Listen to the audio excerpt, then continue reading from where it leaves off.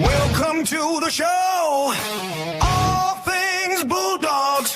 Here we go, here we go. Yeah. Here we go.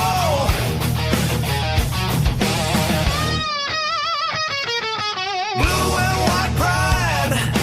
Bulldogs for life. Dog father here. Gas by my side.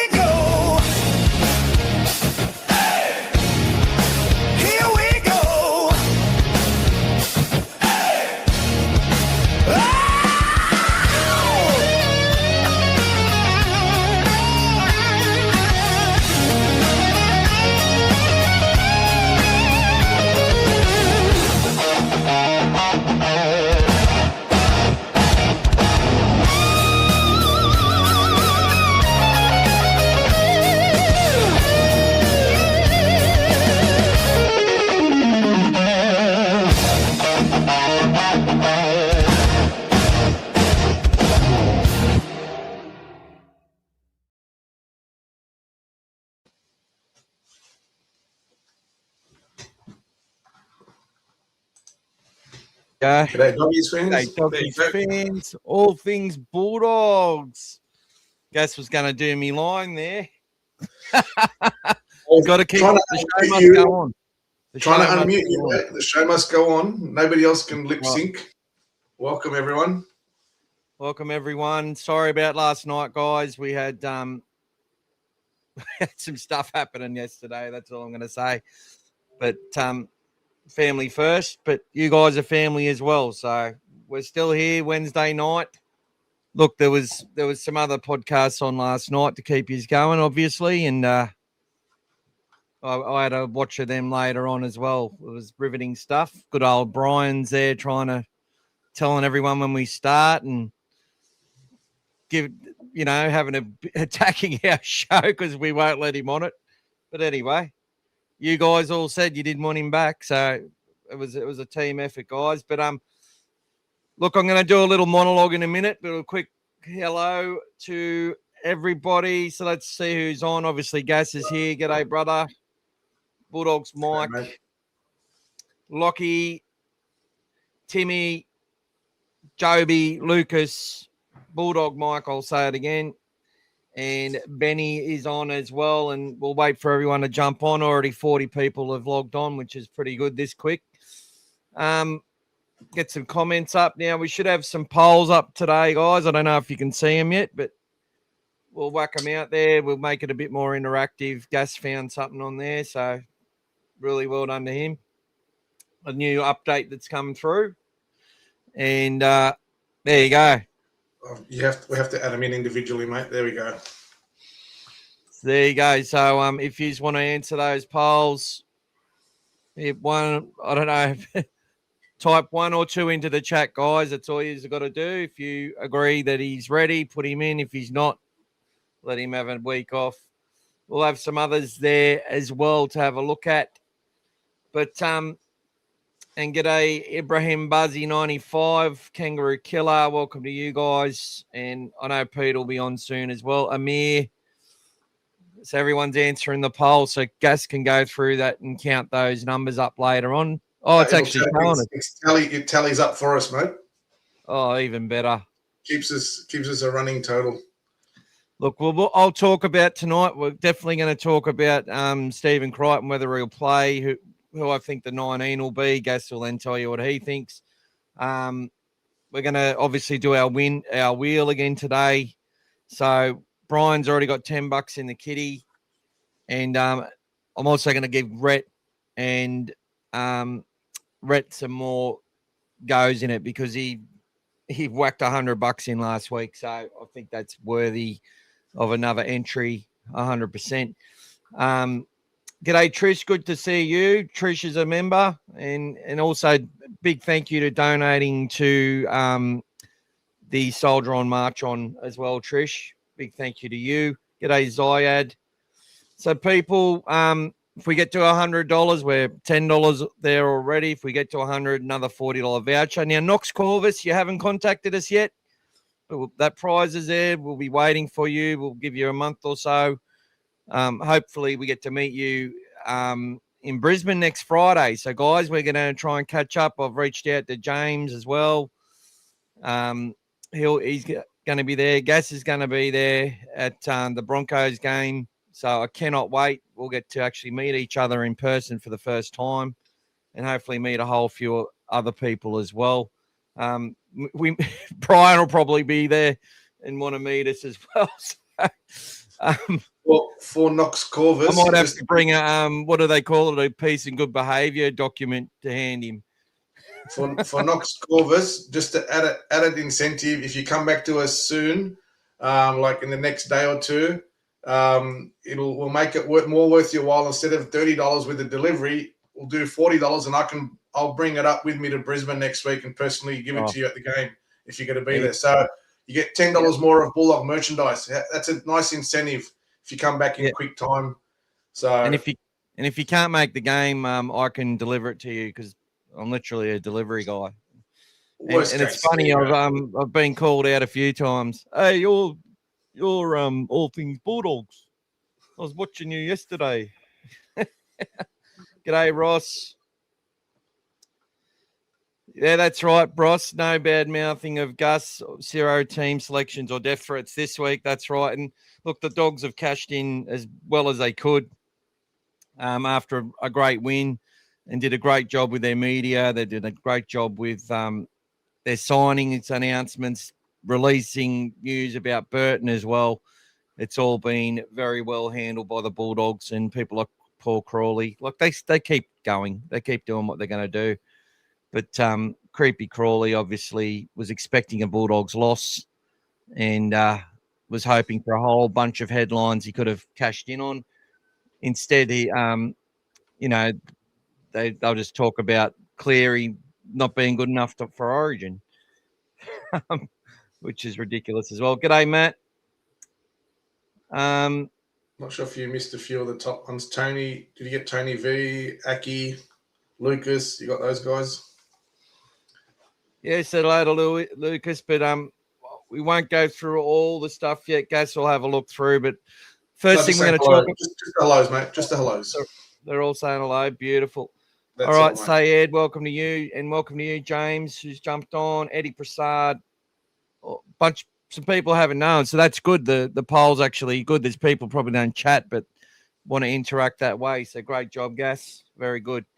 And who's that? Shoey's chucked in 10, so we're up with $80 to go, guys.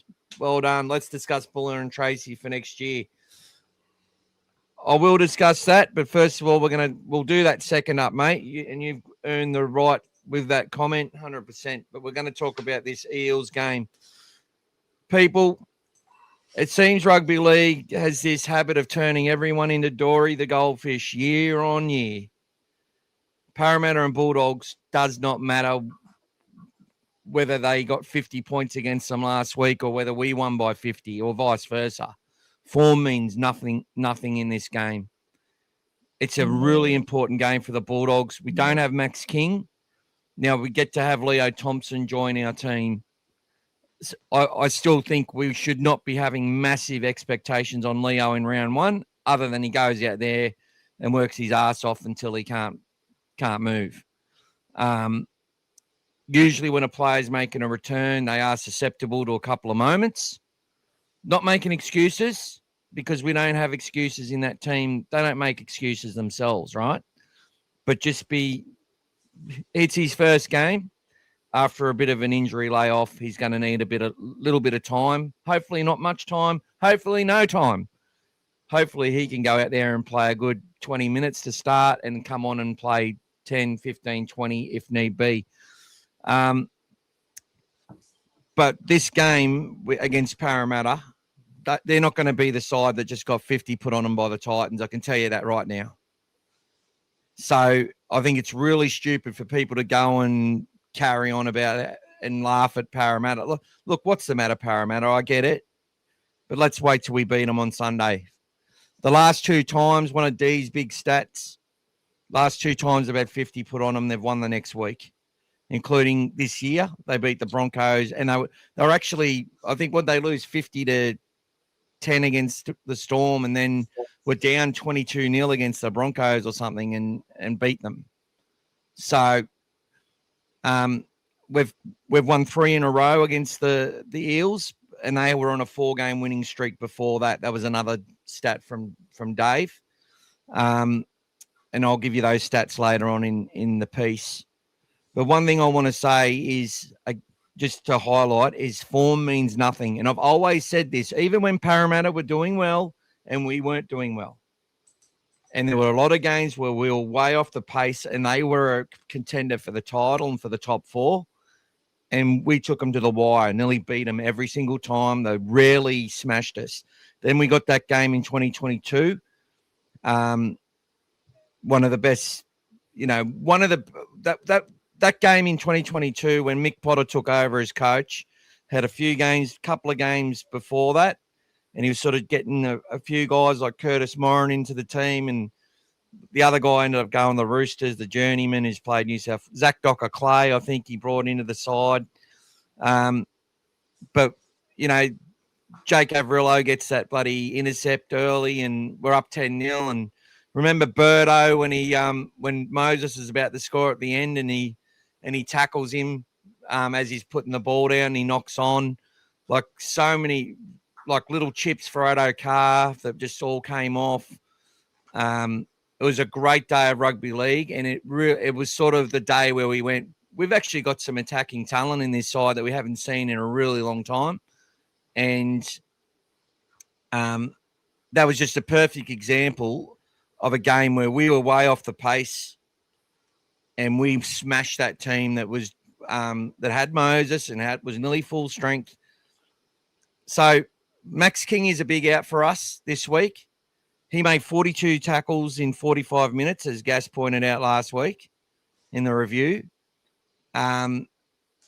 And he's been a massive part of our resurgence, this guy. He was literally the first opportunity signing of someone that had basically just been getting injured in the game and not really getting to showcase what his potential was, to someone who immediately made a massive contribution to our team the moment he came in.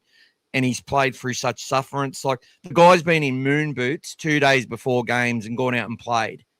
Like, that's the type of bloke he is, and we miss him. Now, Thompson is there. It's a real shame we don't get to see the both of them this week. But we'll get our chance for that. Sam Hughes will start. So will Leo Thompson. And we'll talk about the team. We'll get that up in front of you a little bit later. But Gus, just your thoughts on the Parramatta rivalry with the Bulldogs before we get into Shoey's comment as the first donator tonight. There's obviously a lot of rivalry games that we've had. I mean, who will ever forget the multicultural round where we beat them? I think it was 42-6 back in '93 at Belmore, where it was that was our biggest win. That was our biggest ever win against Parramatta. Record crowd, the whole lot. I mean, I was there for that game. It was just unbelievable. A game I'll never forget, and a game that I watched on replay multiple times. And obviously the big one in '98, guys, when we were down 18-2 with 10 to go, and then we came back and and won that game in extra time to get to the grand final. It's a game that Parramatta supporters also have forever in their memories. But it didn't always go our way, guys. Haslam's last game was also against Parramatta to get into the grand final, and we lost that in a big crowd at Homebush as well at the stadium. So 2009. So a lot of rivalry games there, always big ones. Obviously the grand finals in the 80s. So they always lift for us no matter what, guys. It doesn't matter. Like Michael said, they were beaten by 50, or they had 50 against them in round one. They came back and won in round two. This just this year alone. So don't expect the same result that they had last week. It will be great for us if we can. If you look at it, form is just temporary. We have to go out and we have to prove that what we did against Penrith wasn't a fluke, and we have to make sure that we keep that momentum against Parramatta. So it's going to be great. But you know what, guys? We can all do something about it. We can get down there and support them as well for all of you who are able to and who are local. Combank is there. It's close. We can all go and enjoy the game and hopefully ride our boys home. Just like on Thursday last week, 23,984 of us were out there, majority dog supporters, and that was a massive help to our team to beat Penrith. A lot of you had those gut feelings the later it got in the week, and you turned out and supported your team, and you got your rewards. So let's make sure we do the same thing this week as well, guys. All right, so we've got the names up there now. So let's good stuff, Gaz. We'll go through the chats in a moment, but let's go to Shoey's comment. Yep. And guys, if you look, we've got our agenda, what we want to talk about, and we try to get through everyone's chats. But if there's something you really want to talk about, obviously, if you pay for it, we're talking about it. We don't want to be like that at all. Obviously, if you can't afford to pay, you put your chats on there, you ask your questions, and we will do our best as usual to go through every single one like we usually do. So, Buller and Tracy for next year. Now, David Riccio said last night on NRL 360 that because we've signed Tracy, that means no to Buller. Obviously, I sort of agreed with them a little bit. Not necessarily that we're out of the race for Buller, but for the fact that they reckon Gus is having a bit of fun with talking about the extra creamy and all that sort of stuff and silky and whatever else. I've heard every single commentator in the game of rugby league say that players are great and are a great talent. Or every single one of them. What a great talent this kid is. Is Blocker Roach, who's a Tigers man, when he's talking about Keano Kinney, trying to recruit Keano Kinney to the Tigers. I know he's not the chief of football or whatever, but it doesn't matter. Gus is paid for that opinion. And if he wants to call a player a great player, I don't believe that is not going to influence that player to come to the Bulldogs one iota. I just don't see that being a thing. Gus has huge respect for most of the players out there and just loves the talent on show. So let's get that out of the way. I'll get Gus's thoughts in a minute, but I think that they still could be in line for Buller. I haven't watched NRL 360 tonight, and nor would I use that as a benchmark for whether something's going to happen or not. Because like 98% of the time, they're just completely off the mark. They're just wrong. One comment I will make, just as a side note, Braithen Astor is going to give Parramatta 1 year before he really has a dig at them and goes hard at them, because his boy's going to leave next year, obviously, and go to the Broncos. So, sorry, I just had to say that one. But guys, look, I think Connor Tracy was our most important signing. He was our most, when we talk about instability, I've said it numerous times. When he got injured against Manly when he was at his peak and suffered that really unique abdominal injury, that derailed our season more than anything else. It completely derailed our season. And what we need to understand is that the work that a fullback does, even when they have a game when they miss some tackles or they're late to the party a couple of times or they drop a couple of balls, their job is the most important on the field now. It's very hard to decipher. That's why you see the highest paid player in the game is a fullback.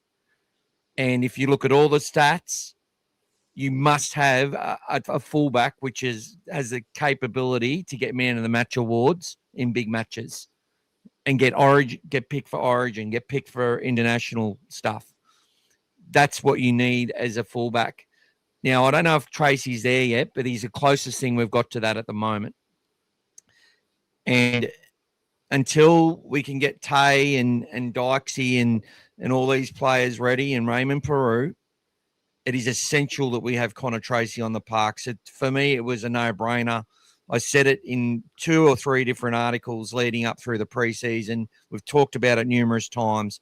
He was one of the most important signings for us, whether we went and got a Kalen Ponga for unders, obviously, or a Buller, sign Matt Burton as well. We've got the ability to do it.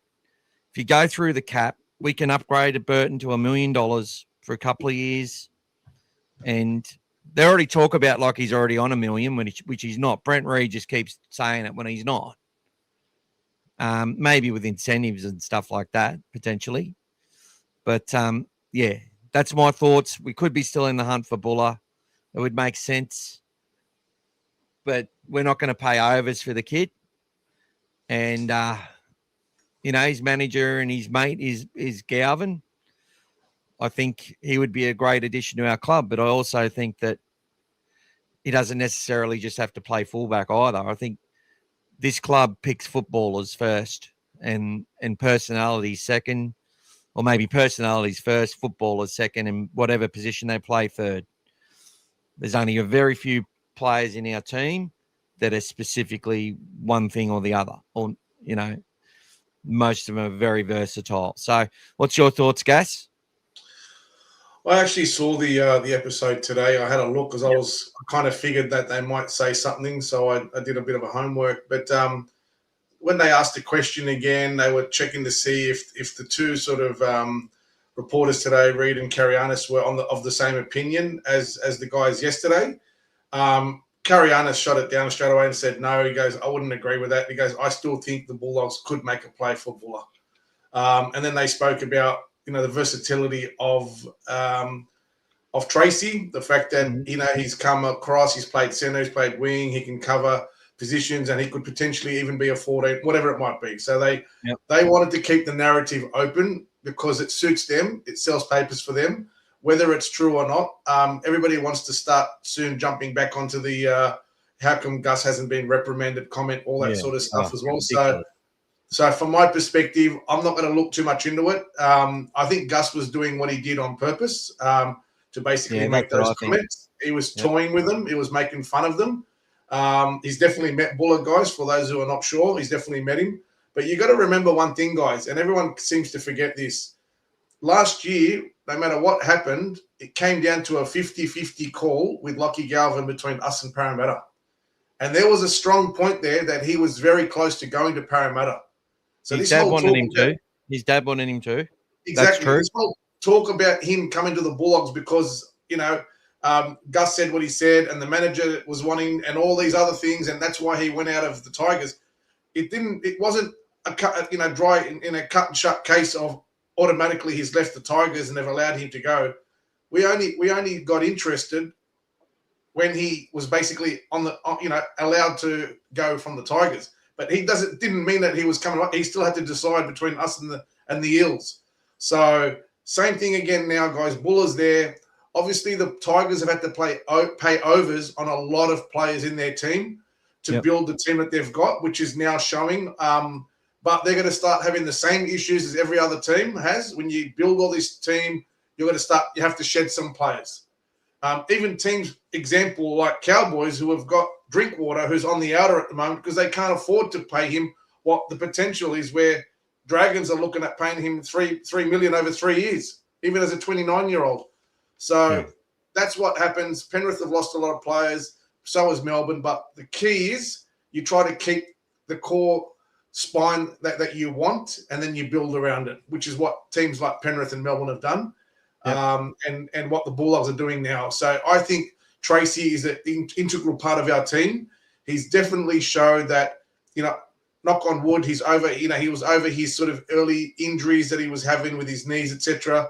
And once he became that consistent player in that position, he has been, for me, between Tracy and Preston, the two most consistent players in our team over the last few years, easily. Yeah. Everyone else is coming up and down in that time, but they have been the rocks for us, especially at the back there.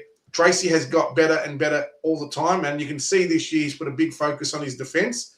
And again, he showed that the other day with that one-on-one tackle again. So, Max King without the mould is in that conversation as well. 100%.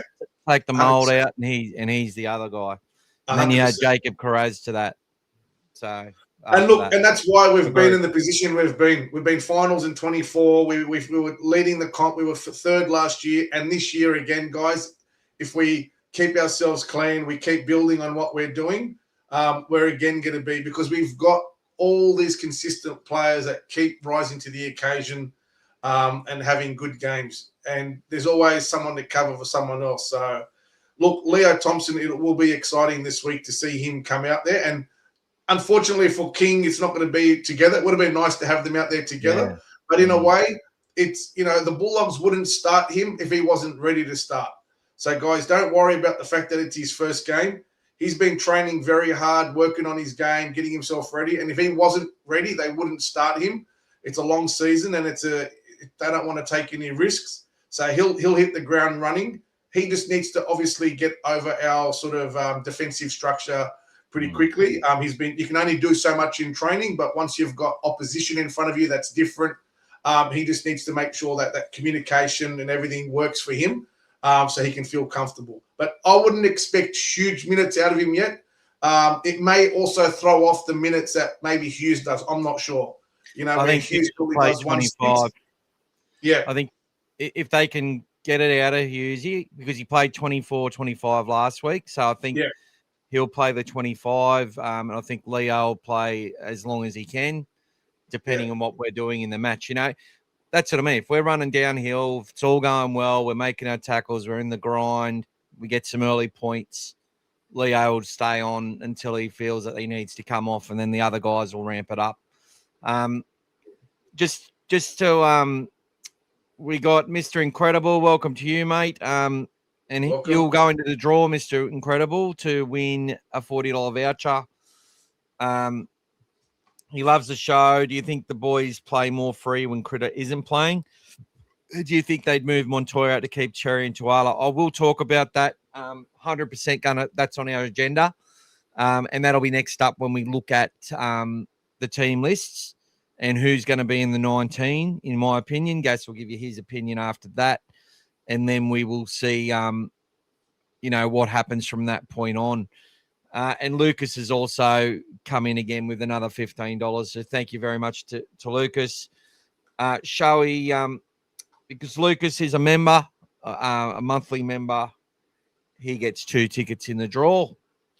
So that's the other way, guys, if you want additional entries. And I know a lot of you don't even care about the entries and the draw and that. Like, that's all a bonus. You just want to contribute and and support what we do. We really bloody appreciate that, 100%. But, if you are a monthly member, either on here or buy me a coffee, you get additional tickets when you do contribute.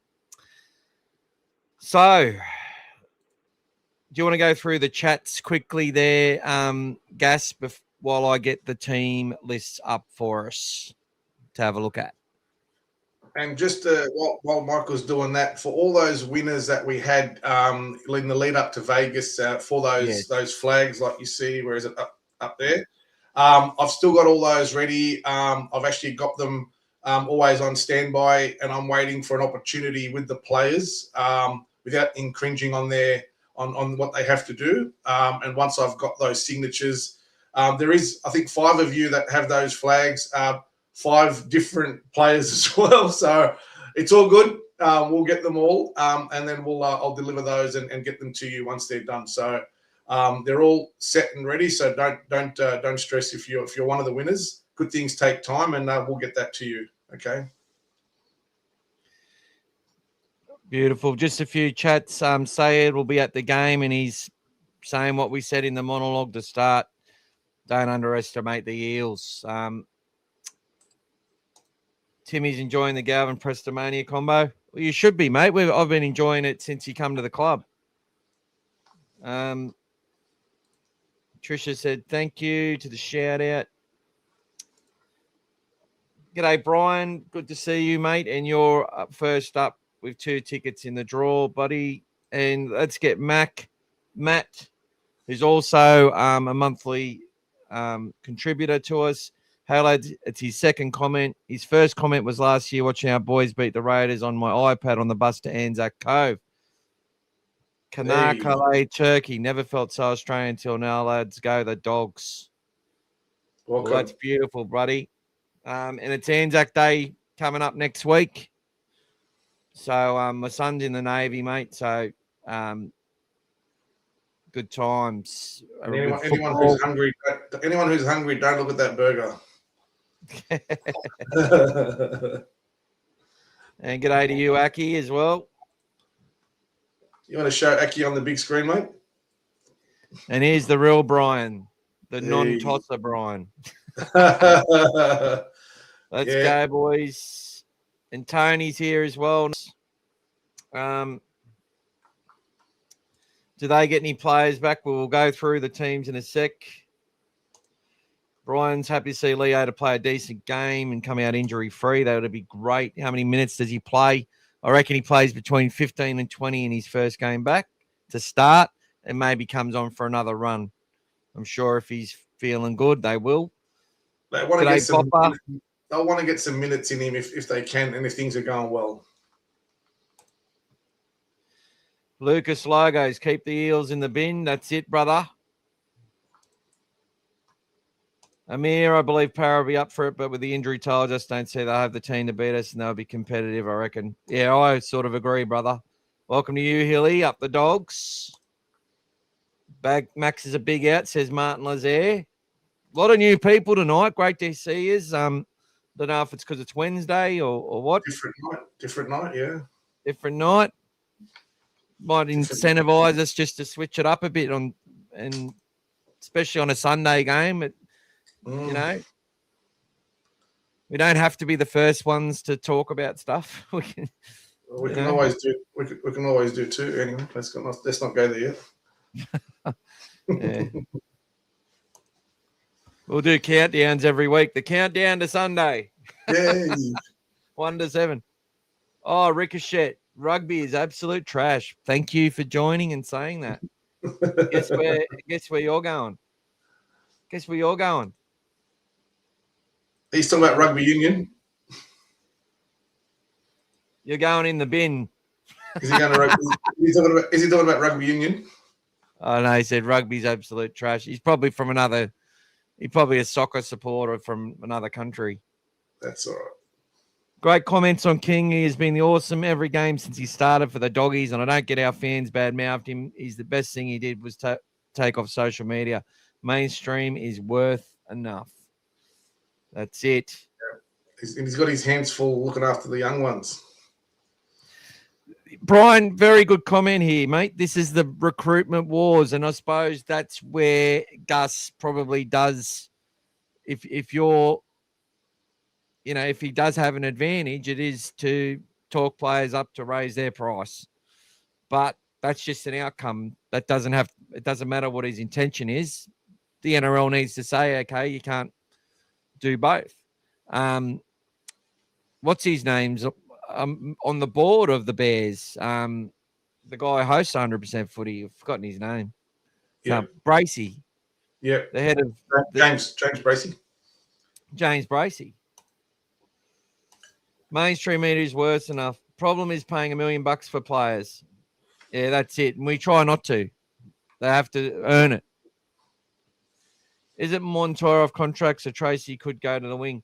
I think Shoei was talking about that as well in his first thing, but I don't think Montoya will be leaving the club.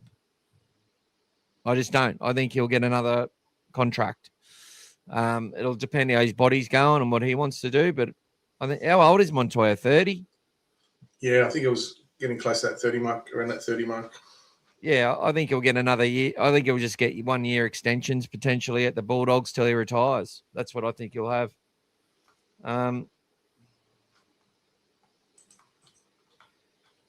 Okay. Apparently, we've had some issues on Instagram. Yeah, he just turned 30 a month, nearly 2 months ago, Montoya.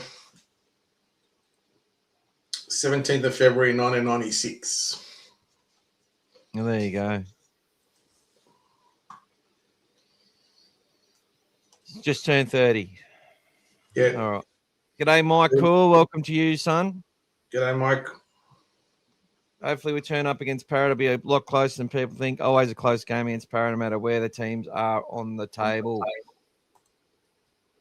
If Dogs players actually have a go like last week, can't see Parramatta getting here. Oh, I think they've had a go every week. That's the whole thing. Their fitness, they're always going to start to be humming around then. Obviously going up against the side that have had us in the bin for a long time. Cleary hasn't lost to us since he was a kid. So yeah, it was a massive performance, no doubt about that. But I think they've had a go every week, even when they've haven't executed and had some bad moments. But that's just me. G'day, Rhett. Watching the full episode tomorrow. Well, you were in the draw, buddy, from last week's haul. I don't think we'll go after Loco Pacifica Tonga at all, unless he's a great mate of Finau Latu or something, and I don't know anything about him actually, other than he's a good player. He's been knocked back again. His manager complained today, even though he's in the stable of Matty Rogers, he doesn't. Matty doesn't actually manage him himself. He's in his team, but they came back today and they said based on the talk that Flanagan was talking about, where he said that if we had more help players in our squad, we'd pick them and etc. He thinks he hasn't been trained or managed well or coached well or all that sort of stuff. That's why he's trying to reinforce himself to be pushed out of the club. But the Dragons are holding firm and not wanting to let him go. Look, but I don't think he's being said. I don't want him. I don't think there is a fit for the ball. I think we've got a lot of depth in that space. And a lot of good youngsters coming through. I don't think we need to be looking at someone like that just because they're off or want to be off. So, look, in New South Wales Cup last week, he made like 250 metres and 90 post contact and 100 tackle breaks and all this sort of stuff, right? But it's New South Wales Cup. It's not, you can't compare it. If he's not being picked, yep. Look, I look at every club the same way as I look at our own, right? You have to be fair. There's professionals there. Now, obviously, a team's going to come first, a team's going to come last. And they've got some problems. I think their recruitment has been crap. I think they've gone and recruited too many. I think they've been that hungry for success, and they've continually sort of gone on this spiral that they've tried to buy their way out of it. And what they're trying to do is just stem the flow until they can get these young fellas in. But the problem is these young fellas are getting frustrated, and there's a lot of the fans are in there. The fans are looking at reserve grade as their big hope. It's a lot like what the Bulldogs were going through. And they got all these Neanderthals. They bought Raymond for Mariner. They bought Corey Allen. They bought players that were sort of let go from other clubs.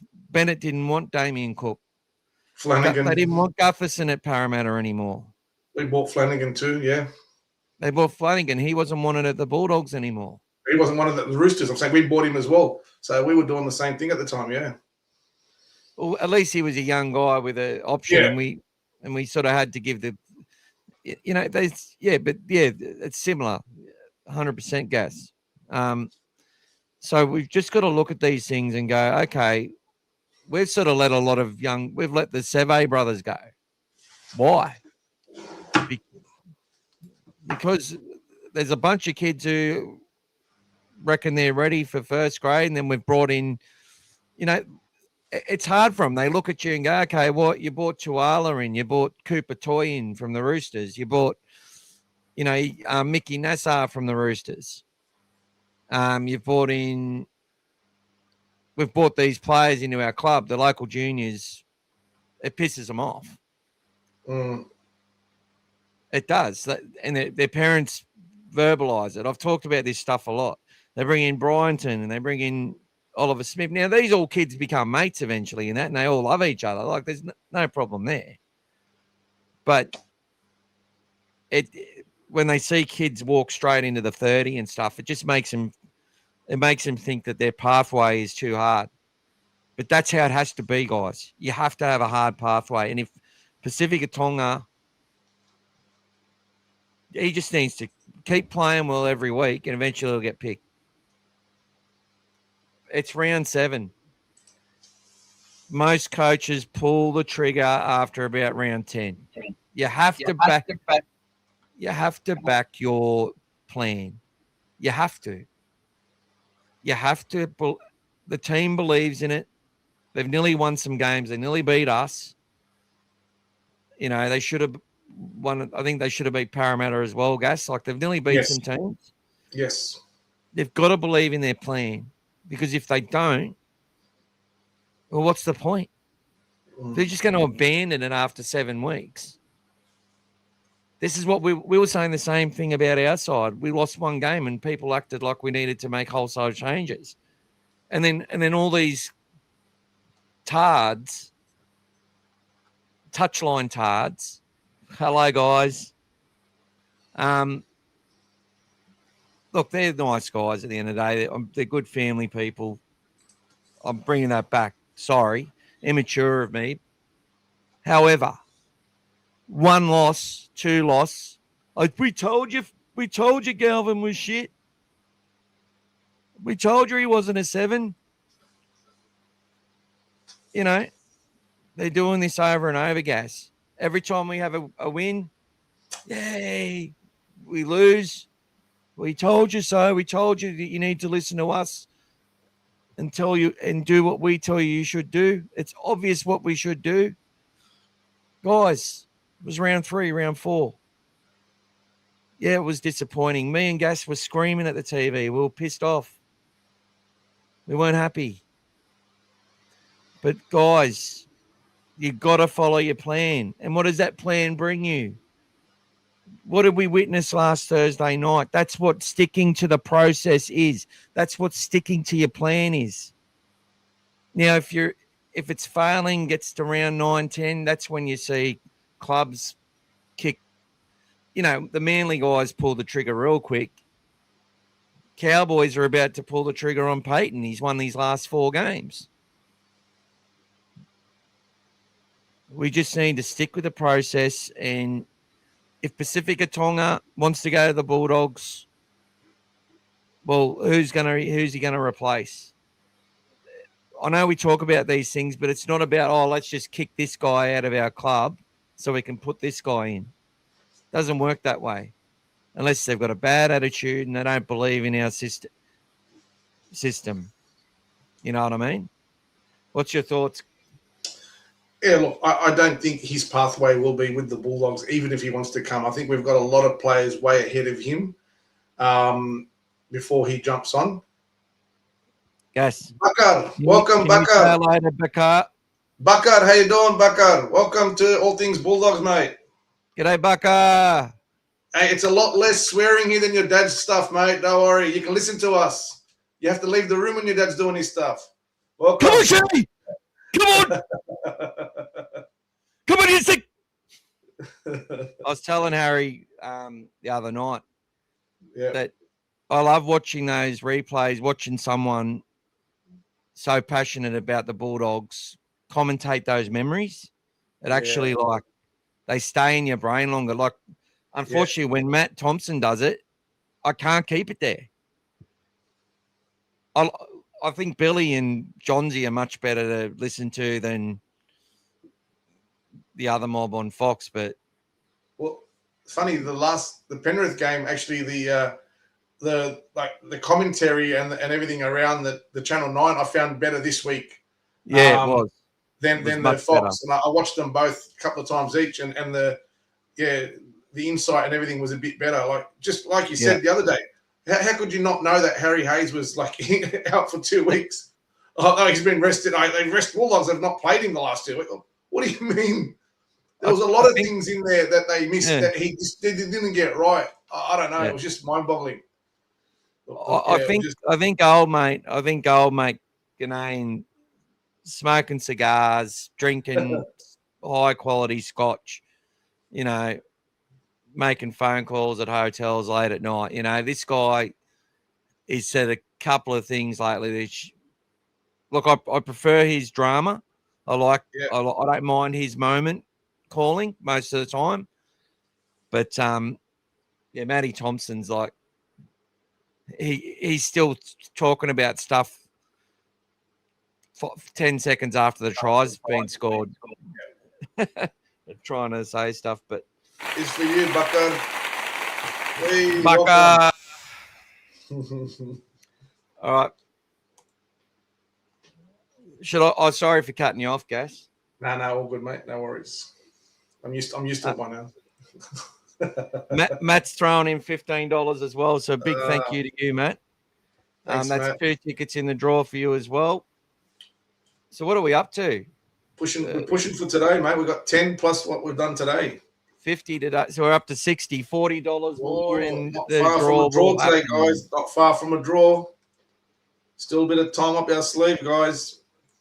Make sure you're all supporting, guys. It takes a lot for Michael to put all this stuff together. You know, we do it for love. Yes, we do it for the love of the team, but it's still any support you guys can do. Like, even though Michael's giving most of it away here, guys, it's very generous of him, but it still costs some money to just do all this and pay for all these platforms and get all this stuff done and promote it all, etc. So, anything you guys can do to help out, much appreciated. So, thanks, brother. No worries.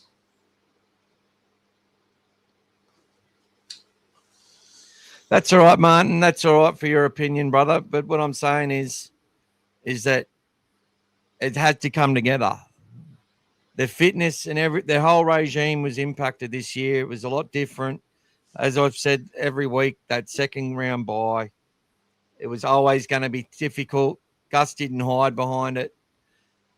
To beat the Raiders was massive, to bank those points. We got the job done against the Dragons in difficult circumstances, and then we lost by 8 points twice in games where we were. I think Newcastle looked better than us, even in the grind early in that game. But then we had our moment coming back and got it back to within 4 or 6 points. Against Souths, we looked the better side until we had the injury. So you can't say they weren't putting in. One player came on the field, got turned in. Obviously, his old coach was coaching against him and knew to keep going that way in a certain way. They drew Kickow in from the edge to a little bit towards the middle. Kurt Mann had to come across. Kurt Mann's the one who's got Jai Gray covered. Jai Gray holds the ball up for that little bit of a stutter, which is what turned Sean O'Sullivan in. And that happened 2 times, and we conceded off it. So the rest were off kicks. Yep. So I don't think we didn't put in. And I'll argue about it. That's what I'm here for, to give you the other side of your narrative. And the signs were really good in that first half. The signs were so good in that first half that they knew if they can just replicate that against Penrith, they were going to win the game, and they did. Look, if you look at the Penrith game that we had the other day, guys, yes, we were up 16-0 and Penrith came back, but between the 17th minute and the 5th minute of the first half, We had one set. Exactly. So Penrith just had the ball, and they won two challenges in that time as well. When we were supposed to get the ball back, they'd won 2 challenges. Yep. And that try that they scored, even for Edwards, that wasn't a try from a lack of effort. That was just us overreading the play, expecting to go out past him. So the guys were there. Like, King had to end up making that tackle on his own when Tracy and Mann went too far. Like, making sure they were getting ready to support the guys on the outside. But that we didn't have the possession. They kept we only made 2 mistakes in that first half. So the commentator, everyone's talking about all the mistakes we made late in the game. We gave away some 6 agains with 2 penalties that we had for offsides that were not offsides. Both of them were clearly Hayward standing in line with the referee when they played the ball. So all these things they never shied away from. The moment we started getting the ball back, we straight away were on the attack and we scored. We looked good. Yep. It was only that period we had in that second half where we lost, a couple of, Hayes knocked it on by just looking up. There was the one where the ball from Birdo to Hayward. The little pop on the inside, Hayward, and then that probably caused Hayward to. They said that's it. He lasted another 3 minutes. He took him off, and that was the right call. Turpin looked really good. We had moments there that we could have been punished for. Yeah. But it was, that's so what we're saying and arguing against is that the Bulldogs were building.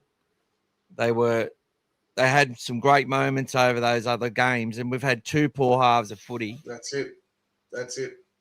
Yeah, and things didn't go all our way against Penrith, as Gus just explained. So this is a team, guys. This is a good side with a lot of heart, with a good system that gives it a red hot crack every week.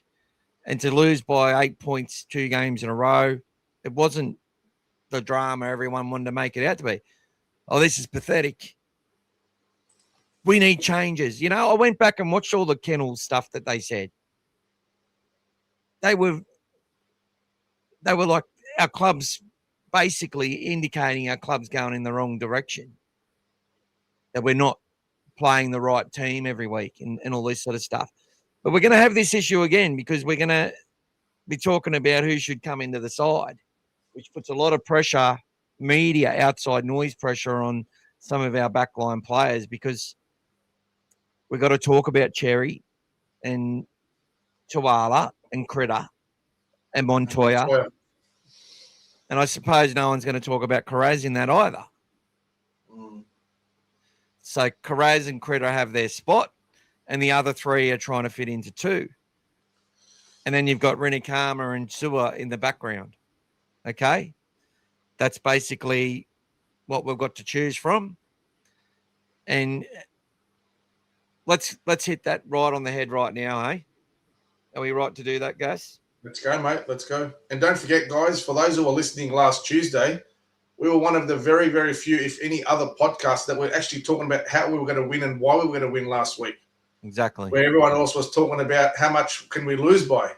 Yeah. We were telling you why we were going to win. We were explaining it to you. If you go back and watch that podcast, which I did as well, you'll be surprised at how positive we were and genuinely telling you what was going to happen and how it was going to happen. So, and those who were listening last week, we were vindicated in our approach. So, it just everything kept building towards us winning, guys. It was just adding up. It was just, and we just had all the reasons for it. And it was just a culmination of everything, guys. It had to happen. Even Critter being out was another reason. Like all these little things added up, guys, and we all believed. And a lot of you that came on as well were supportive of that as well. So thank you. Yeah, we loved it, mate, guys. We loved our community, the support that you give the Bulldogs, but more importantly. And look, we don't all have to agree on everything. That's fine. But you come here, a lot of people come here, and a lot of people that have stayed used to sometimes act like, be really harsh on our club and our players and our team when we were suffering, and have changed their mindset a little bit and feel better about it. We're the podcast of hope, and it's stronger to sit there and have hope and back your club when everyone else is saying no. Yep. That's That's, to me, that's the strength. We, you know, and not just to sit there and look, honestly, I can't stand people who just sit there and see a result or a couple of results and then just starts going, oh, yeah.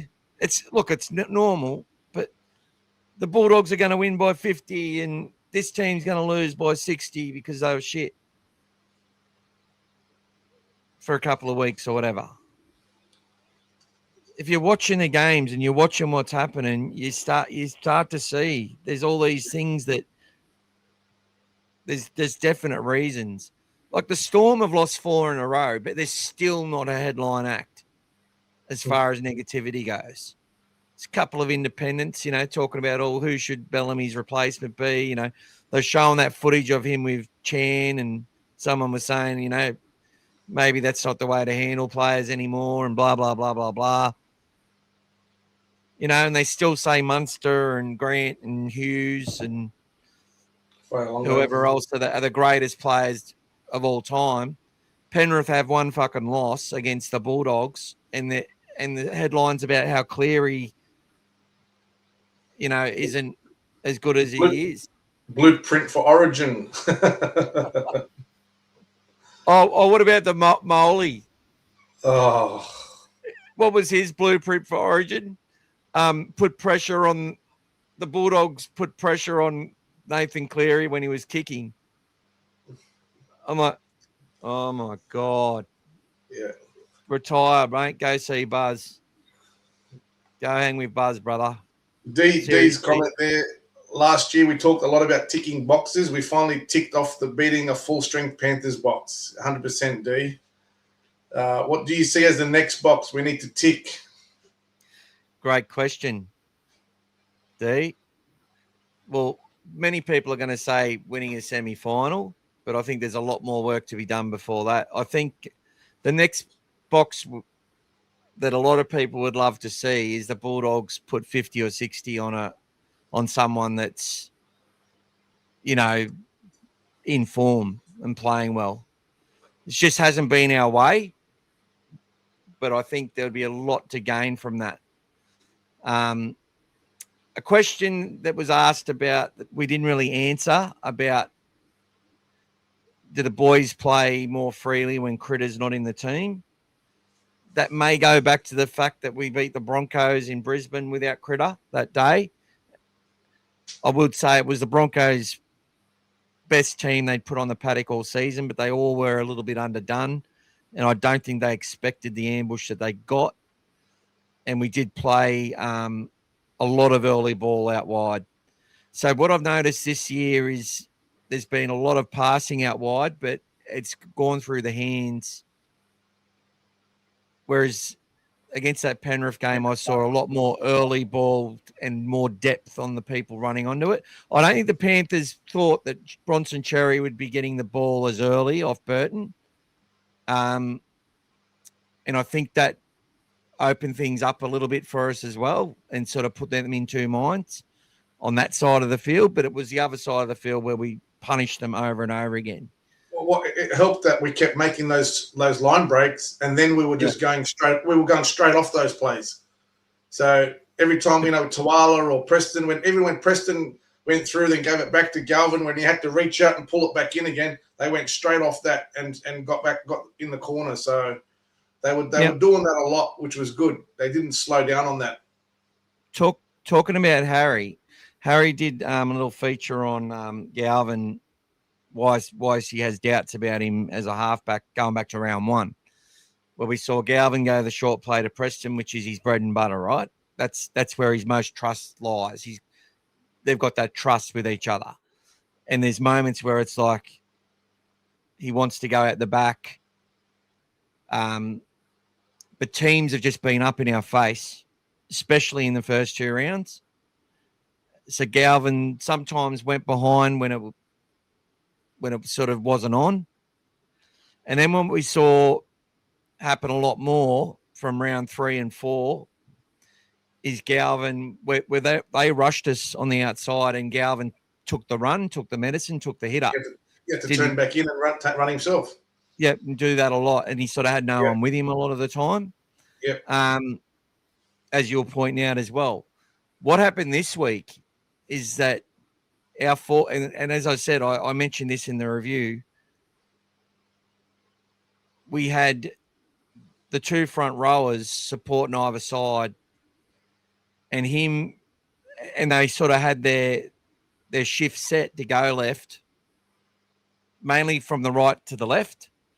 But instead of going out on the shift, they went short into the prop, and our forwards put them on the back foot, which meant you've got a Nathan Cleary and you've got their and Blaze Talangi in that, or whoever's on the right at the time, rushing up, right, and then coming back, and then we've shifted really quickly and got it way through the hands quickly, and then Kickout's got all that space where he put on a massive, great step on Isaiah Yeo. But that was because their line speed was good on that previous play, but Galvin went short to, I think, to Harry Hayes on that one. Yeah. Or was it? Yeah. So, but he was doing that a bit. And if you go back to the Newcastle trial, he just kept doing that for Sam Hughes. So they've been working on that. Mm. And it's like, all right, we've set up the play. Panthers have overcommitted. Quick play the ball off the front rower with the leg speed, getting the post contact, cracking the line, and shift straight out there again and try time. And then they probably thought we're going to go there all day. And what do? We hit the other side. That's it. Just relentlessly. And they were hitting the same side with their players. So Blaze Talangi and that were attacking Galvin all night. Yep. Right? Yeah. So they tried to burn him and wear him out, but his fitness is that good that he was on the whole game, and he kept delivering. And look, and the other thing we spoke about in the review, we spoke about the kicking game, and Michael, you mentioned how they wanted Galvin to kick to keep it down. I think there was two things. I mean, I mentioned it on first of all, I think potentially there was maybe something to do with Birdo having some type of small injury that he wanted Galvin to kick. But the other thing I thought was very, very telling was we didn't kick the Brian Toto guys. We stayed away from Toto. We all know when Toto gets a bit of head of steam up, when he's coming back, he gets them off on the front foot. But Jenkins, we were tackling him a lot easier at the back there, and even Edwards down the side. So we kept kicking from Galvin's side. Everybody kept talking. Even if you listen to the press conference before the game when they spoke about to Ivan Cleary, he was talking about Birdo's kicking game as well. So they were prepared for Birdo's kicking game when we threw at them Galvin the whole game, especially down the right. The one time, and my only thing was, and I spoke about it last week's review about how Birdo's kicking game is important. Birdo had one kick from the, I think it was the 30-meter line where he kicked it in their half. And that was the one, if you remember, when Montoya was able to get up above and bat the ball back. Now, even though it was taken by the Panthers, his kicking game and the height that he puts and the precision allowed us to get under there. Where when Galvin was kicking, we had a few opportunities, yes, where we got Jenkins at the same time. Tuala got him as well and knocked the ball, and the ball came out. And we did that twice. So Birdo gives us a little bit more with the kicking game, but I think the more Galvin kicks, the more confidence he'll get. But I still think that strategy was to also stay away from Brian Toto. So having Galvin keep coming down the right with that kicking game and with that defense, and knowing that you've got Preston coming up there and his defense is rock solid. He had 0 missed tackles for the game. It also allows on the other side Kickout to have a break, where normally when Birdo's kicking down the left, he's rushing down there to get there first, which makes Kickout more potent in attack as well, guys. So there's a lot of ways to look at it. Some of it might just be coincidental, but I think that all of these little things add up to what the strategy is for the Bulldogs. It doesn't mean they're going to do it every week, but I'll be interested to see what they do against Parramatta.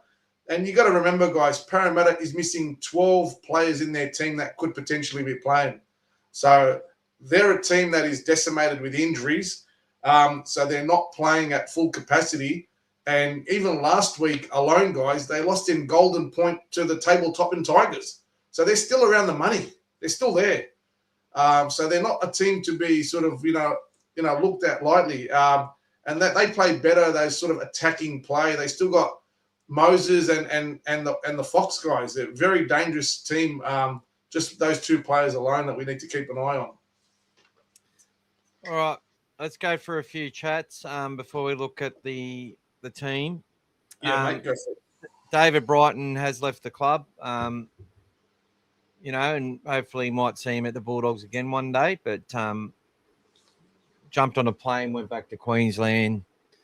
Homesick. But by all reports, hard to say, but young kid with a bit of a young mind is all I'm going to say there, which is normal, but sometimes they're just not right for us. And he probably didn't feel like he was a Bulldog right now. Timmy says he likes Mace Andrew. So does Willie Mason likes him too because he's named after Willie Mason. I love Nev 17. Welcome to you. I love Connor Tracy so much. Buller is next level. I think he propels us into finals ready side. Also, I love to see Loco at our club adding depth. Look, there's just got to be a place for them. If they're the right people, they'll be picked based on that. If the club's interested in players, if they're good people, they've got good talent. They're a chance to become Bulldogs if that's where they want to take their career. So I think Buller will be next level, but defensively he's not. Look, Connor Tracy's a little guy. When you got a big guy running and you're the last line, fullbacks get stepped. But he's done some pretty good defensive work in some big moments for us in the last couple of years, and he's getting better and better. Buller isn't at that level yet, in my opinion, but he will get there. And from an attacking point of view, the kid's very exciting to watch. But as I said, we've got some youngsters called like Raymond Peru and Tay Cochran who are developing nicely, so he's not a must. Andy, what games come to mind with Leo Thompson so I can watch how he plays? I can't find much on his highlights reel. Go watch him against the Bulldogs last year. He played 70 minutes because they lost Saifidi when he was running out onto the field. And they were down interchanges, and then I think they got another injury as well. He had a big game. He had a big game against Melbourne in 2023 as well. It was a big game against. And there was, I think the final was it 2023 New Zealand versus Australia when they beat us 30-0. He was massive in that series as well, playing for New Zealand. So there's some good. It's hard. That's the hard thing, Andy, is to get highlights when your mini matches and all that. All they give a fuck about is people scoring tries or a massive big hit or a no try or something. Or if they want to focus on a specific player making mistakes, sometimes they show them as well. But, that's one of the things. To create highlights for big fellas is hard unless they're scoring tries and stuff. You sort of got to go through and cut it all yourself, and it just takes forever to do something. Brian says, probably because I grew up, but I miss Ray Rabbit's roaring. That's a try. Yeah, he came and did a talk to us once at work, and they told us how he got into commentating. He used to do what most the people that loved the horses. He used to roll marbles down a board and call them as they ran down the board. Look, guys, I know every one of those marbles' names, and I used to commentate them down a board. Hey guys, so when anyone says that Michael's gone marbles, there you go, guys. But used to do the same thing, and every Melbourne Cup, I watch the race a million times, turn it down, and try and commentate the race, and usually memorize it. I usually memorize it before it runs to try and hopefully with the horse that I'm backing winning it. So I don't mind. Yep. I know Gas doesn't like gambling and stuff, but I like it more as a sport. You don't have to put money on it. But anyway, just love competing, love watching things race, love watching things punch each other and attack each other. That's we love sport. That's why we do it. Love the swimming at the Olympics, the athletics. You know, I'm sure a lot of people can relate. I'm sure they can, but not too many people race the marbles. It's a very select few people who ever did that. My mate actually used to get at a massive long pine wood board that was about 2 or 3 meters long, and his dad built for him the racetrack. It used to take about 15 seconds for him to do it, but we used to commentate it. Used to do form guides a lot. But anyway, bit of a weird one. We'll talk about that shortly when we go through the team. Dogs are going to win easy. Okay. Harry's seen Galvin on Monday at Shoe Grab. He's a giant, very humble. You want to show us the background there, Michael? Take that off. Hey? Show us the background there. Take that stuff off. Show us Aki with the boys. Was it hard for you to put back on? There we go, guys. There's Aki out there as well the other day. There we go. Look at Matty Burden. What's going on there? Oh, he's unhappy, man. He's unhappy. He's fractured. They look fractured, man. Oh yeah, they look fractured. Yeah, they're fractured. So that's what all the talk, guys. That's what all the talk was going to be, bros. That's it. It's going to be how fractured the team was. They didn't. Their attitude's wrong. Matty Burton's sick of not playing. Matty Burton's sick of not playing 5A. The communication lie that Serrato's talking about just to say stuff, blah, blah, blah, blah, blah. They were setting it all up. Anyway. Let's go through the teams, mate. Let's go through the teams. Let's go back to it. All right, here we go. Well done to everyone who went out the other day to Shoe Grab. Apparently there was, like you were saying, there were people waiting 3 or 4 hours to get in. It was chaos. People were waiting all the way around the block. It was unbelievable. So great support, guys. Obviously helped having that win under your belt, but yeah, great support to see the players there that day. Would have been a good experience. All right, let's go through it, and then we'll go through more chats. Josh Papali, as old Mark, who used to be on the show, the best fullback in the Bulldogs club. Now at the Eels, got a great opportunity and is doing pretty well there. And Isaiah Iongi's going to be out for a while, so they'll have to watch Joash very closely. He'll be wanting a massive game against his old club. But expect the Bulldogs boys to be putting him under a lot of pressure. But they won't want to run. I could see him dancing around kick out maybe a couple of times. So we need to make sure we're doing the right thing. Brian Kelly, a very experienced, good footballer. Obviously, we've got Jacob Carraz, Will Penasini, who scored points on us. I think in his last 2 or 3 games, he scored tries. Anari Tuwala, Sean Russell, who's doing pretty well at centre, scored an amazing try earlier in the year. Bronson Cherry currently in the side. Josh Adokar will be looking to have a massive game against the Bulldogs. They've still got a lot of speed in that team. They've got experience. Ronald Volkman will be looking for a big match at 5'8". Obviously, Jonah Peze has got a hamstring injury or something like that. Mitchell Moses will be a lot better than he was against the Titans, up against Matty Burton and Lockie Galvin. Luca Moretti, who I think is a very good rugby league player, was going great guns for their team last year before sort of as they started to rise out of that early bad start they had. Sammy Hughes gets the 8 jersey. Riley Smith, the doppelganger of Reed Marnie. And Bailey Hayward, our future New South Wales hooker, you've heard it here first, is at number 9. I'm going to get slammed for that comment, but that's okay. You can slam me. That's all right. And I'm not even going to argue against you or say anything. That's going to be the evolution of the Bulldogs when he starts running the ball, when he gets that confidence. That's going to be the evolution. When at the moment with these fast ruck speed and everything, those hookers coming out and running and causing chaos, like Little the other day and all those Harry Grants. When Bailey starts doing that as well, guys, that's just going to take us to another level altogether.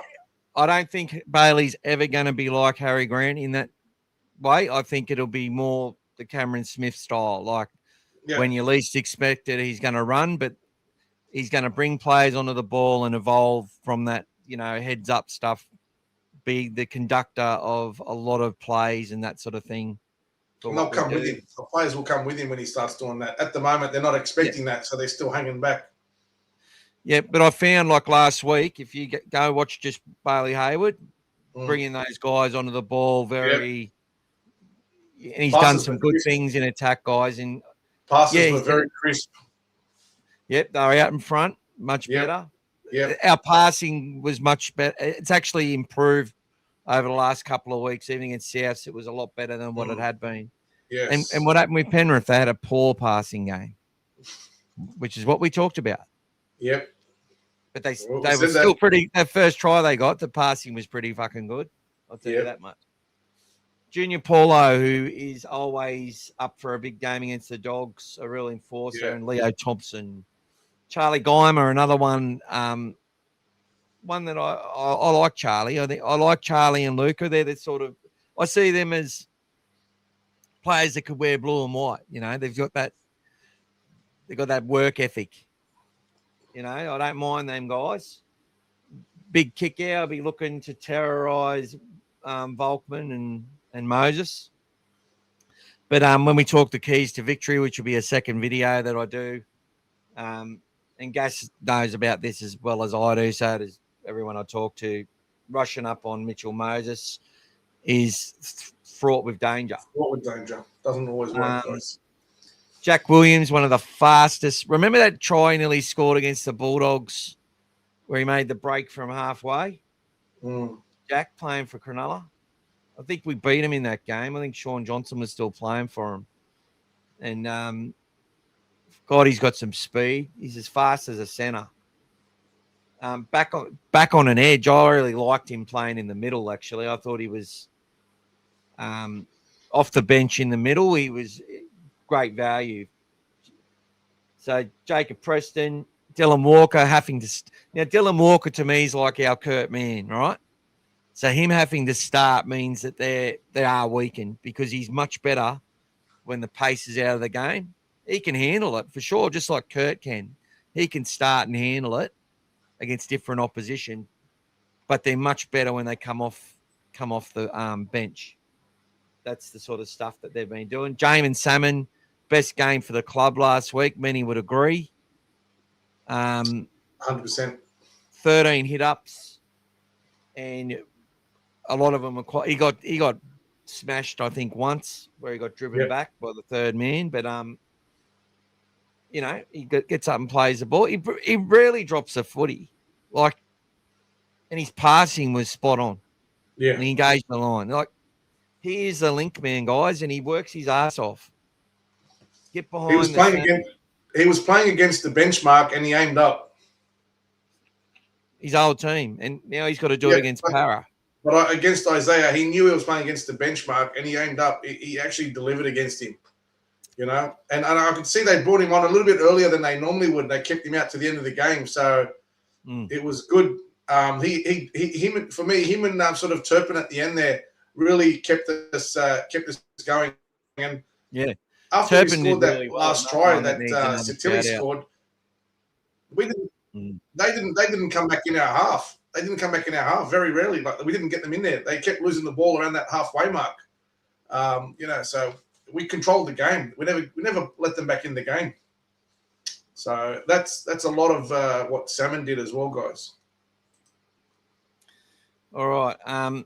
Let's keep Talon De Silva, who's struggled in his time at at the Eels.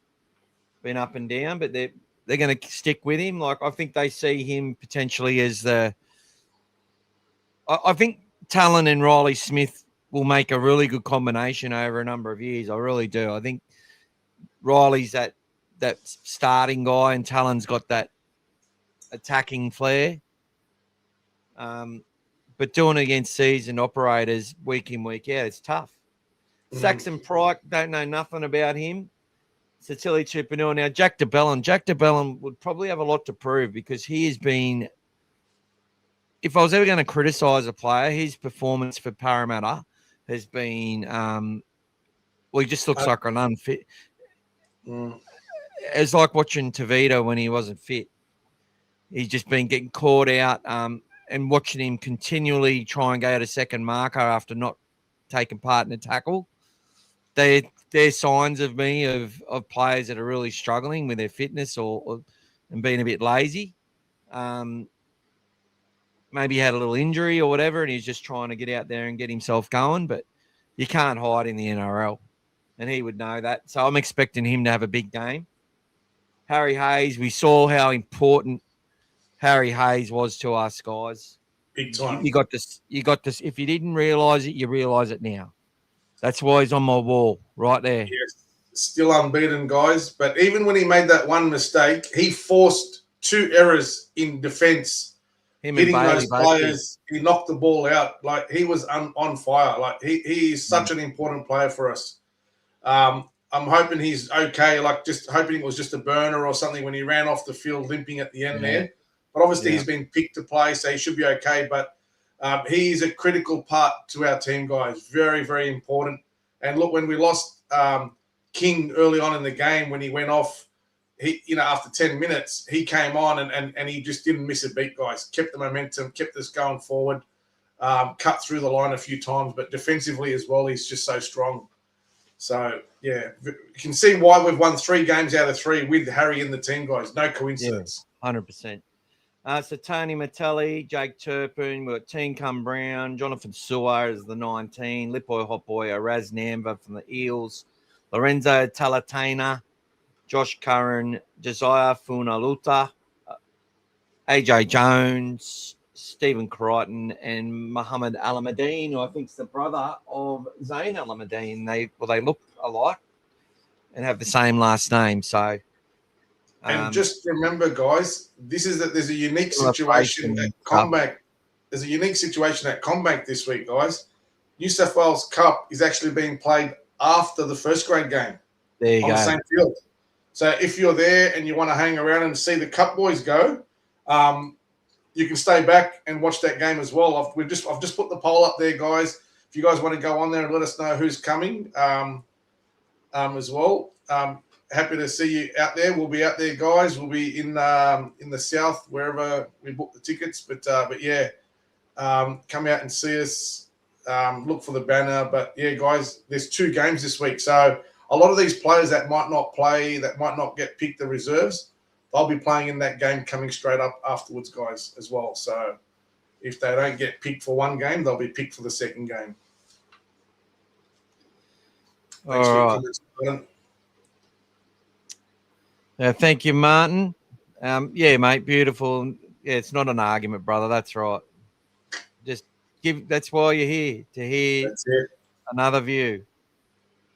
Night, Joby. See you tomorrow, brother. See you, buddy. My next box to tick is that we win every game. Well done, there Brian. you go, mate. Love it. God bless us. Thank you. Thanks, Haz. And I love Nev 17. Those Hayward penalty calls were because I went and watched them straight away. I knew he wasn't offside. Harry says Galvin was outstanding with his pass selections and the timing of his short passes were brilliant. He had Panthers defensive line guessing because he also changed up going wide or taking on the line. That's right. But I do think the way the team planned for it and what they've been working on is also makes a big difference. And that's what we keep saying. To go out there round one and nail some plays, but also get some wrong. And I even said it the other time, when he went to kick our short, the way he held it up, Cleary and that all got interested. He goes out to Cherry. It's a 2-on-1 against To'o. Now To'o's doing an intercept or knocking it down, or we're scoring. It's one of the two. And if you listen to Cronk's comment as well, which was pretty good sort of insight. He said if he took that one more step and stepped in towards Cleary as well, he would have grabbed his attention. If he still wanted to go kick out, then he would have had him more of a one-on-one rather than people jumping in on him, which is why he lost the ball. So there's other ways. Yeah, like Michael said, he could have gone out the back, but also if he takes that extra step inside, he then sucks in that inside play. So all these little things, I'm sure that he'll go back and he'll learn from. And he's been doing that all year, guys. He's been doing that all year. He's been working on everything. And every time he gets something, they go and sit there, they go through the review, the videos, and then they go out on the training paddock and he keeps working on it to get it right. So from where you saw him even this year in round one to what he's doing now, you can see how the players have started to adjust to the way he wants to play, and they're coming with him. And it's only going to get better and better, guys. This is the beauty. He's that good a player, and 20-year-old, 50 games, that good a player that he's still improving every game right in front of our eyes. So it's a long journey, guys, a long journey for him. But I'm loving what I'm seeing, and I'm sure you got a good taste of that last Thursday night, and you're all excited about that as well. All right, guys. So look, my predicted bench will be.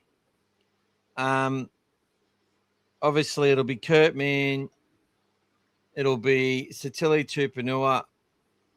It'll be Harry Hayes. If Harry's not injured from what happened the other day, and I've heard nothing, Turpin he will keep the 17 jumper, and he will be in the 4. The other two that will make the 19-man bench, in my opinion, will be Jonathan Sewer and Josh Curran. If Curran's obviously fit, he'll be go ahead to next man up. That's who I believe will be playing as our bench come Sunday. It'll be Man, Tupanua, Harry Hayes, Turpin, Sewer, and Curran is what I think it'll be. What's going to happen if Critter is fit? If Critter's fit, I think he will replace Sewer out of that 6-man bench. And come an hour and a half before the game, he will start, in my opinion. Or they might just put him on that 6-man bench if he's needed to come on. But I can't see them having Critter sitting on a 6-man bench if he's fit to go. He plays, in my opinion. So he's either going to be ruled out come, say, Friday, or they keep him in the 7-man bench, and then he drops out an hour and a half or an hour before the game when they name the final list, is what I'm predicting. But I have no idea. But I think Curran will come in for Hot Boy, and it'll be Turpin, Sewer as the back cover, and Curran as the forward cover. If the game's going well and there's no need to bring a Jake Turpin on, Curran gets a run, and Turpin then drops back and plays New South Wales Cup after this game is finished. That's what I think will happen. Obviously, if we lose a centre, I think Sewer will come on. Or they can always, move Matty Burton out in the centres, put Bailey Hayward into 5'8" and chuck Turpin into hooker. There's lots they can do, and people don't want to hear about that stuff, but that's why we pick versatile players, guys, and that's why they train in all different positions.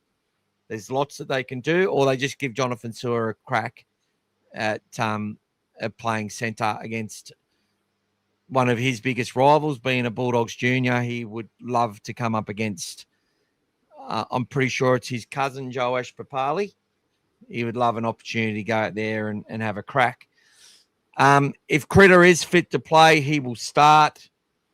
A lot of people would suggest that Montoya would be the one to come out of the 3 because they think Tuala's faster, or he is faster, and he's earned his spot, and Cherry is important. Move Cherry back to the left, and Critter comes back on the right.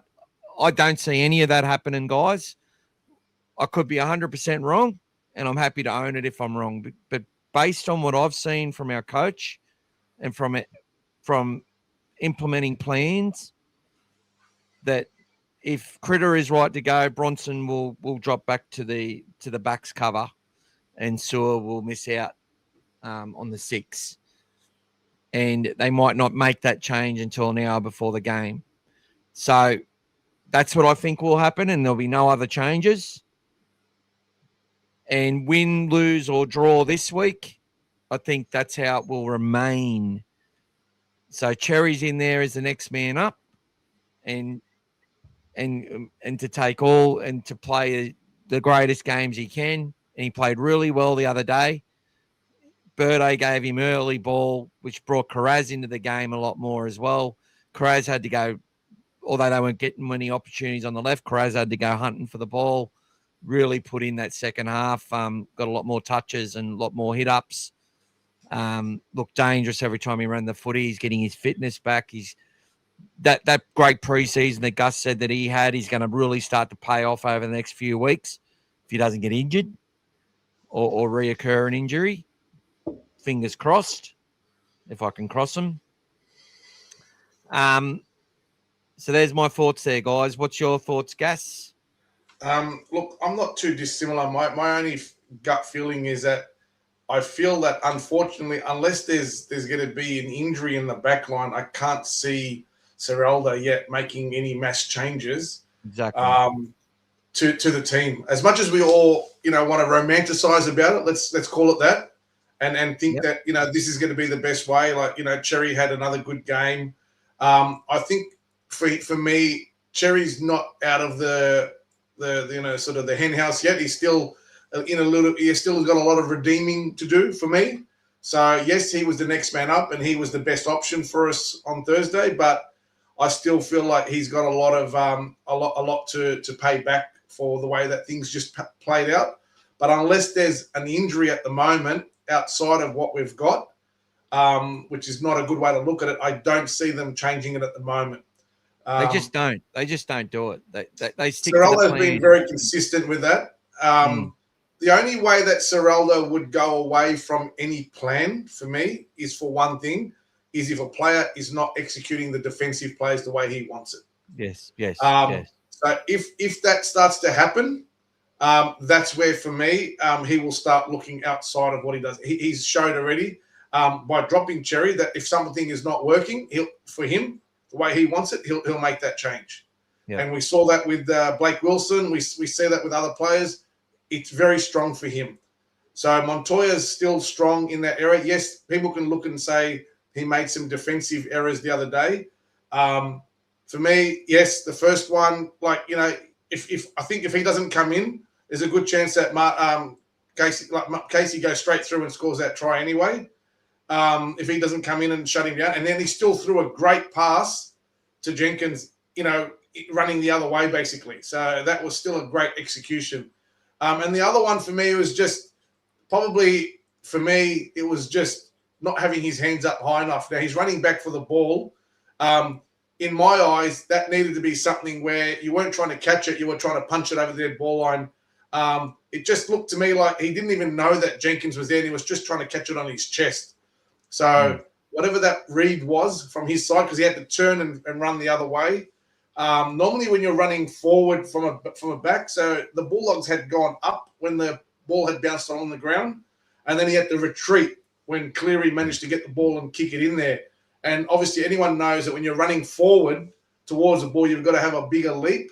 But for me, I just felt like Montoya could have done a better chance to bat the ball dead in that instance. So that's still not a defensive decision. So I don't think Serraldo will be too punishing on something like that. If that's something that happens over a few games and it starts costing the team, then yes. But at the moment, that's the team.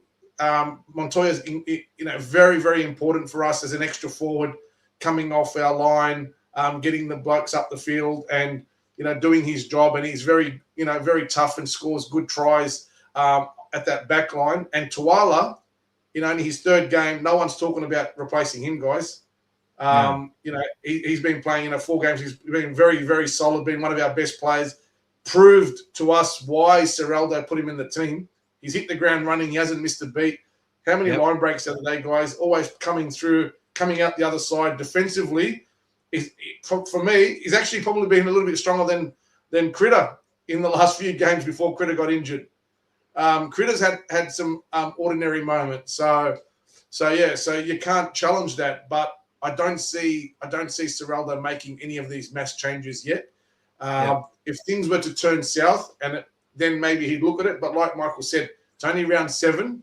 The team's winning. They're doing well. You always want to do as minimal changes as you can. You want to bring something in. And I think the more that Serraldo coaches, the more he'll learn himself what he feels is going to be best for the team.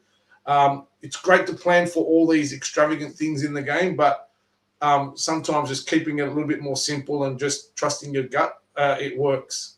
So, and that's what they do. I feel like that'll be the team. The only thing for me is I think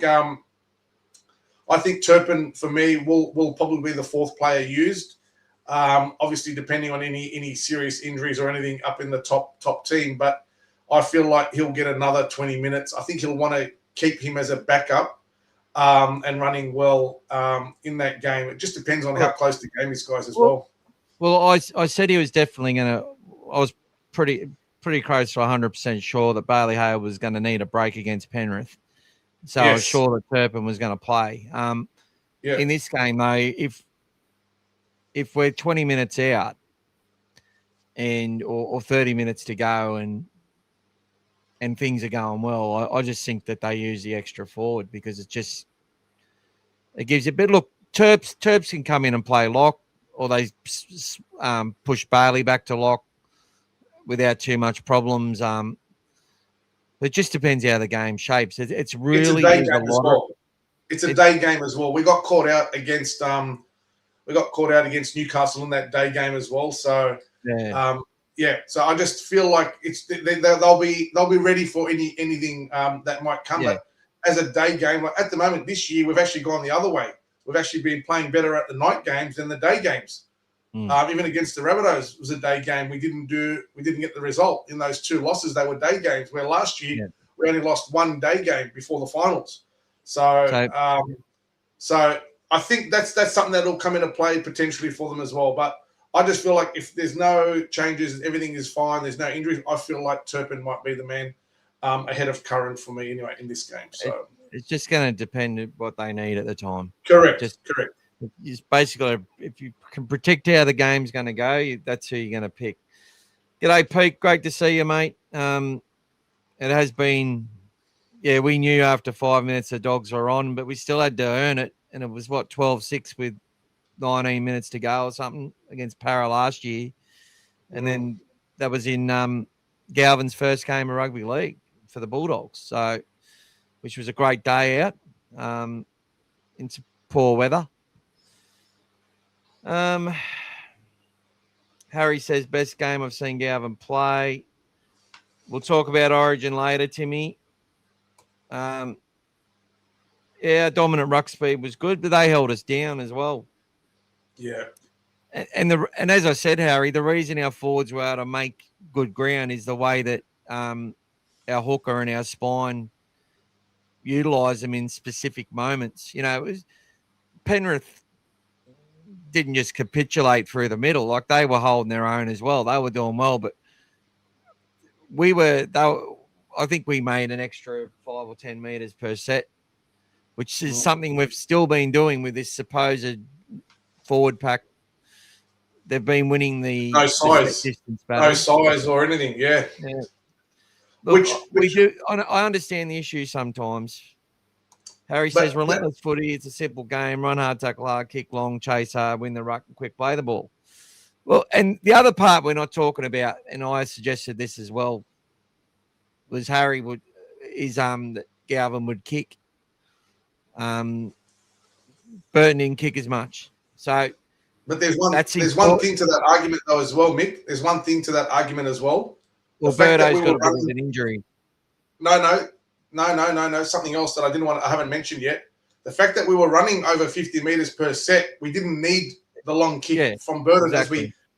so if we were stuck in our half like we have been at times last year in 20, 30 metres out and not having, then you would have needed Burton's long kicking game. But Yeah. because we were kicking from that halfway line most of the time, we were getting that good run out, then using Galvin made sense for us.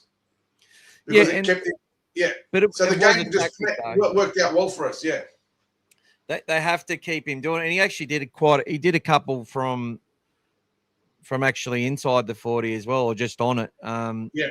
So I think our average set was about 44 meters. Well, 51 in the first. So we were doing well every time we had the ball. Yeah. So and when you're doing that as well, your forwards are going to make over 100 meters each, right? Correct. When you've got the field position, because your back threes are getting the ball and and it's taken a while before they're getting tackled, so that you start off from a good position, which means your forwards can get behind the ball easier, which means that they can contribute to you getting out of yardage a little bit. See, this is where it changed, and this is what I'm trying to talk about, why Montoya's there at the moment, because when you start getting Thompson and King doing their thing and playing their 40 minutes each, it enables you to change things up a little bit with how you come out of your own end, and whether you can carry someone that can defend well but maybe has a bit more speed as well, and it doesn't have to be as huge as an extra forward. Montoya is like an extra forward for us.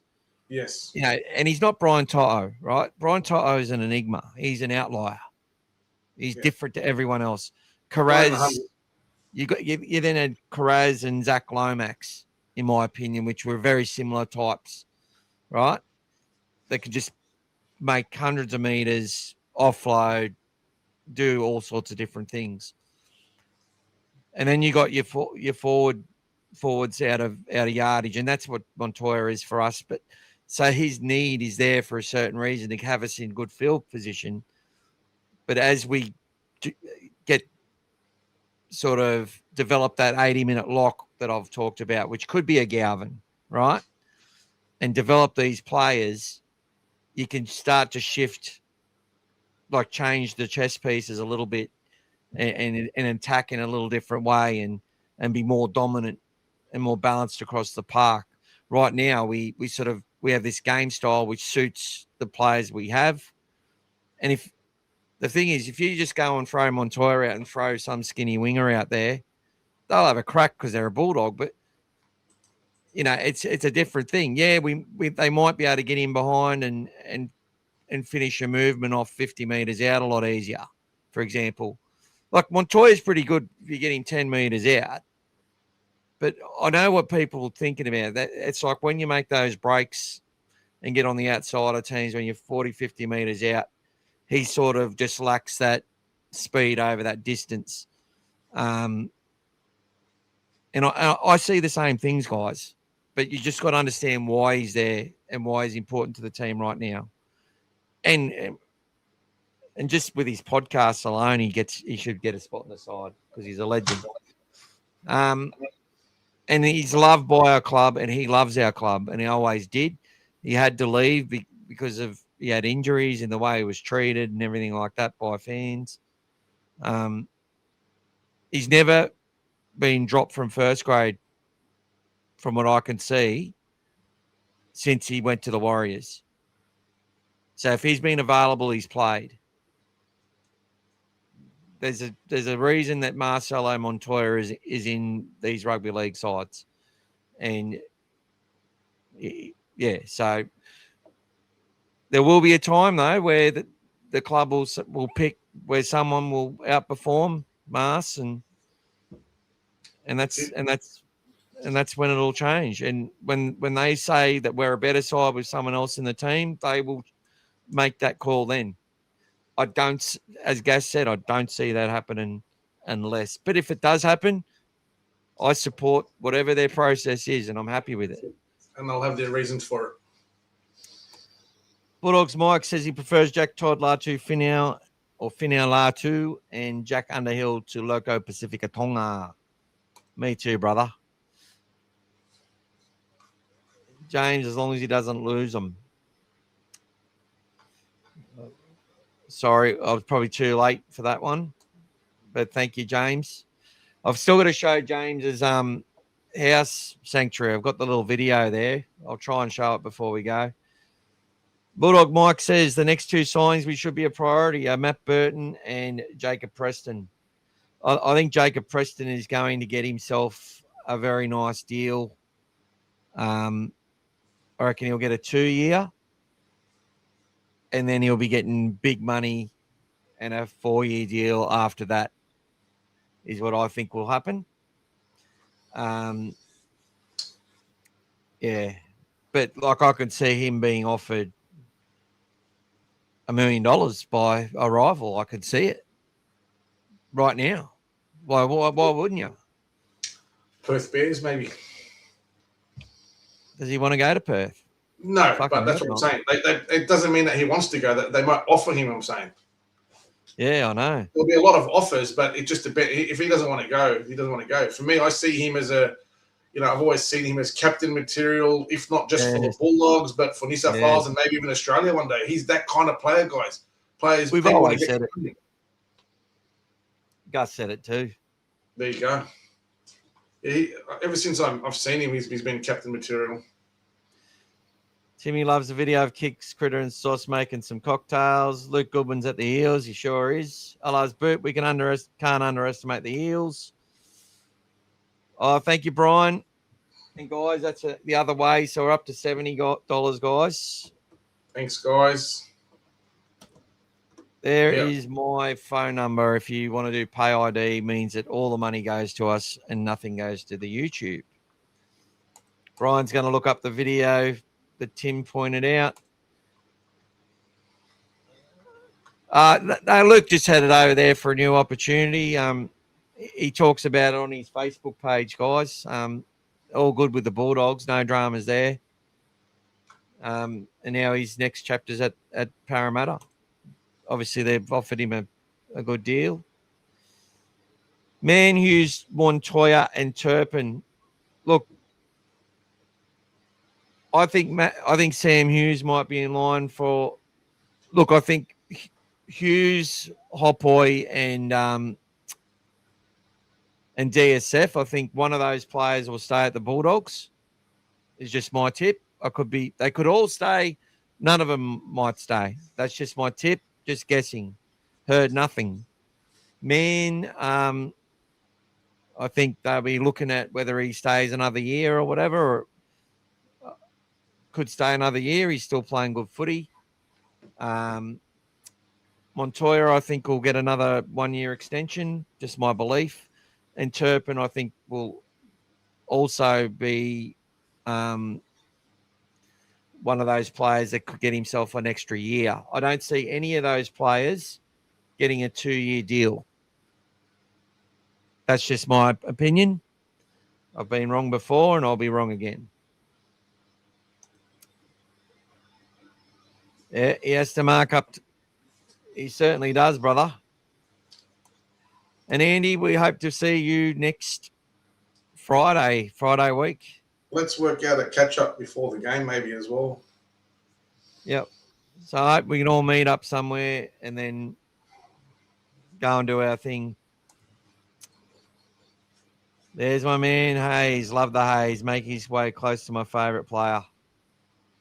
100%.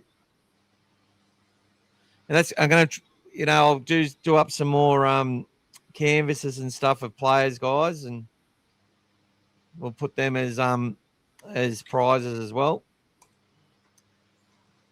G'day, Heinzie, and thank you for being a member. Keen to see Leo Thompson. I reckon he'll score 2 tries.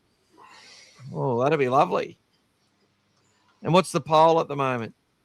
We got the poll at the moment is, guys, who's coming to the game? So to answer that poll, guys, if you're coming to the game, just type in number 1 and press enter on the chat.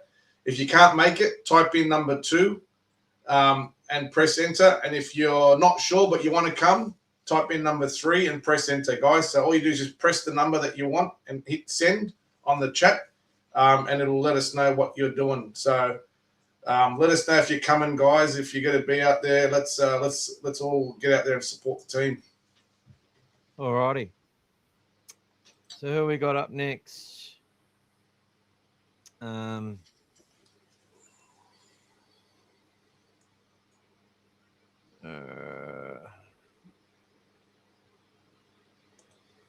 Really happy Tracy got resigned. God.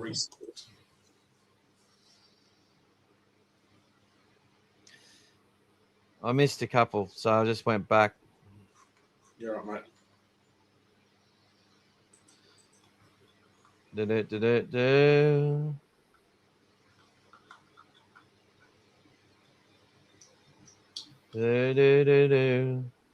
Don't think Critter will play Cup. No, he definitely won't play Cup. And if that's what it sounded like I said, no, I think Turpin will go back to Cup if Turpin doesn't get a run.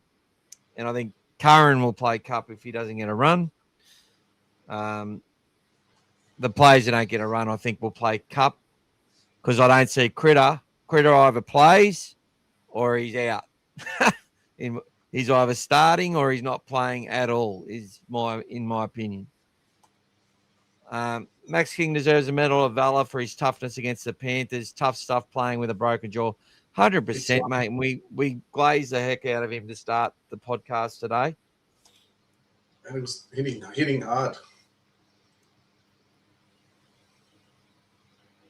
Thank you so much, Petey. So we're up to $80, $20 more, and we do our draw, guys. That's how it works. Well, guys, only a couple each from all of you, and it'll throw us over there, guys. We can do a draw tonight. And look, we Gaz and I talked about this is a big shout out to Petey. So we get down to his little. We talked about the dogs are going to win and stuff. Pete went out there and I saw the bet that he put on, like tipped us by a big margin, and he tipped some players to score some points and did all right. So, and, he's not spending much either. He's just having a spare $5 or whatever, and that's having faith in your team. I must say that's putting your money where your mouth is. So. But gamble responsibly. Don't condone it unless you want to do it. But if your family's not eating tonight because you're going and having a gamble, go and get help and self-exclude. You heard it here. Brian, for all those players' sake in Cup, I hope Critter doesn't play Cup. That would just be unfair. Good shout out. Oh, Hines, he's going to be at work on Sunday. Make sure you got a radio in your ear, mate, or an AirPod or something on the. You can still jump on the radio if you can, or on your phone and put an AirPod on or something and just listen. And he says Caxton Schooners before the game. Well, Gas doesn't drink, and we will have a couple of youngsters with us. So, but I think they've got I think there's a little place we can go, but. With the youngsters, but definitely hope to meet up. And I'm always happy for one. I don't usually drink at the footy too often, especially at Broncos games. There's just a bunch of dickheads when when they start going, I just hate them. Like I swear, there's been 6-year-old girls that I've told to shut up. I didn't know they were. I can't. Last year really pissed me off, guys. Last year, round 7, Gas? Yeah. When we had 2 players in the bin and they were fucking cheering and putting shit on us. That if any Bulldogs fan acts like that at our games when their opposition's got players in the bin and we're scoring on them, sorry to tell you how to act, but don't act like that. That's how Broncos fans act. It's disgusting. Be happy. Yeah, be happy. But don't rub it into the Bulldogs fans because you got 2 players in the bin. I think it was round 8 last year, yeah. God, that made me angry. Yeah. And half of them are Lions fans anyway. That annoyed me. There was like 10,000 empty seats, and they were all Broncos members' seats. Mm. Because Annoyed they me. said the game was sold out. We sat behind the goalposts, up but a bit higher up, at Brisbane last year. But I thought they said it was sold out, and we're looking around. There's a lot of empty seats there. Yeah, it was sold out because they can't sell the member seats. Oh, They don't turn up. They're all going to watch the Lions. Because they did that big Anzac celebration before, but that was great actually. They did a really good job with that. I really love what. And they brought those big armored vehicles as well, and parked with the machine guns on top and all that stuff. That was a bit scary. Like I was so angry, I was going to go out there and run in front of their horse that was running around does the laps of the oval. I'm not even sure if he was there last year. The horse was there, yeah. Yeah, he was there. Buck. He was there. Yeah, Buck was there. Fuck. But the worst thing for me was when we started scoring tries to come back into that game. I hate it. I hate the Broncos. When we started scoring tries to come back in that game and we were cheering, there was a bloke sitting next to us that's trying to tell Aki to sit down and shut up. That didn't go down very well. What happened? Yeah. When we started scoring and we were coming back into the game, there was a guy sitting next to Aki who was telling him to sit down and shut up. What did you do? I gave it to him, mate. He shut up pretty quick, smart. And I got up and started cheering again. I said, mate, we're going to keep doing this, mate. They were getting worried, mate, when we started coming back. That's the whole thing. Very well. That second half, we just played our game and dominated. Yes. Yeah, it was only till Montoya lost a few balls, but otherwise we were coming back. And then obviously we had that last try, but they were worried. They were worried. Well, it wasn't because Montoya lost the balls, because of that. He was so fatigued, man. It stopped the momentum. I'm saying we could have given it a bit more of a sniff. You know what I mean? It just stopped the momentum. Terrible. That's all. Terrible. Conditions were shocking. Too. Yeah, conditions were shocking. But yeah, I know. I felt sorry for him. That first half, everything and anything they did was perfect in that first half. Every kick, everything, and then we copped 3 sin bins. Come on, man.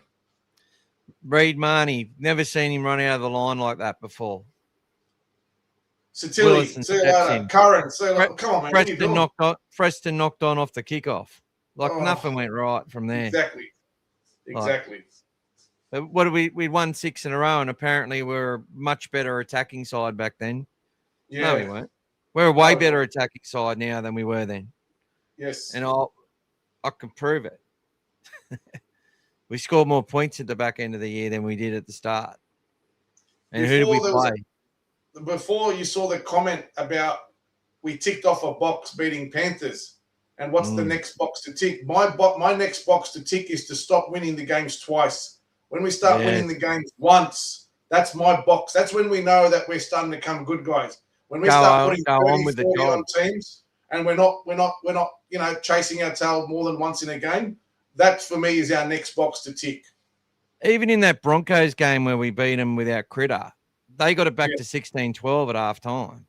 Yes. Like that try that Katoni Staggs scored off Ezra Mam little chip was a pretty good try, man. Like that was pretty special. Yeah. And then we didn't get another one until what was it? Marty went over at the end and did the Yarrow thing. Because it must have been a try celebration round or something, was it? Yeah. Yeah, we just need to win one. We just got to win once, Brian says. He agrees with that. So, there you go, guys. They've lost 52-10 to the Titans. They lost in a close one on the Monday before that game. That was Golden Point, I'm pretty sure. Panthers were smashing them by even more, but Mitch Kenny got sin bin and they scored a couple of tries. They beat the Dragons, got away on them at the end, and they came back and beat the Broncos, which would have been fun. But defensively, they're just not there. So we should be winning this match because their defense isn't good enough. But I think I can see a grinding game where we win by, 24 points to 8 or something. I can see that being a typical Bulldogs Parramatta game. We should be winning. But Parramatta have lost. Have won the last 2 games. They've conceded 50 points. So, Gas, you've also got an update about our jerseys. Yes. And So I found out the other day, guys, that the Bulldogs are not doing an Anzac jersey for next week. So they're not doing an Anzac jersey. So for any of those that were holding off, waiting on an Anzac jersey, I know a few of you were.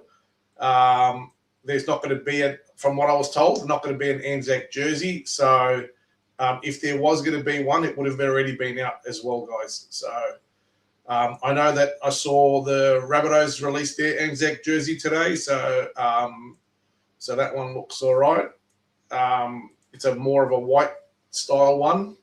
But yeah, the Bulldogs won't be releasing one for the game. So I know there's still a few out there from previous games, previous seasons. But yeah, there's not going to be a 2026 one.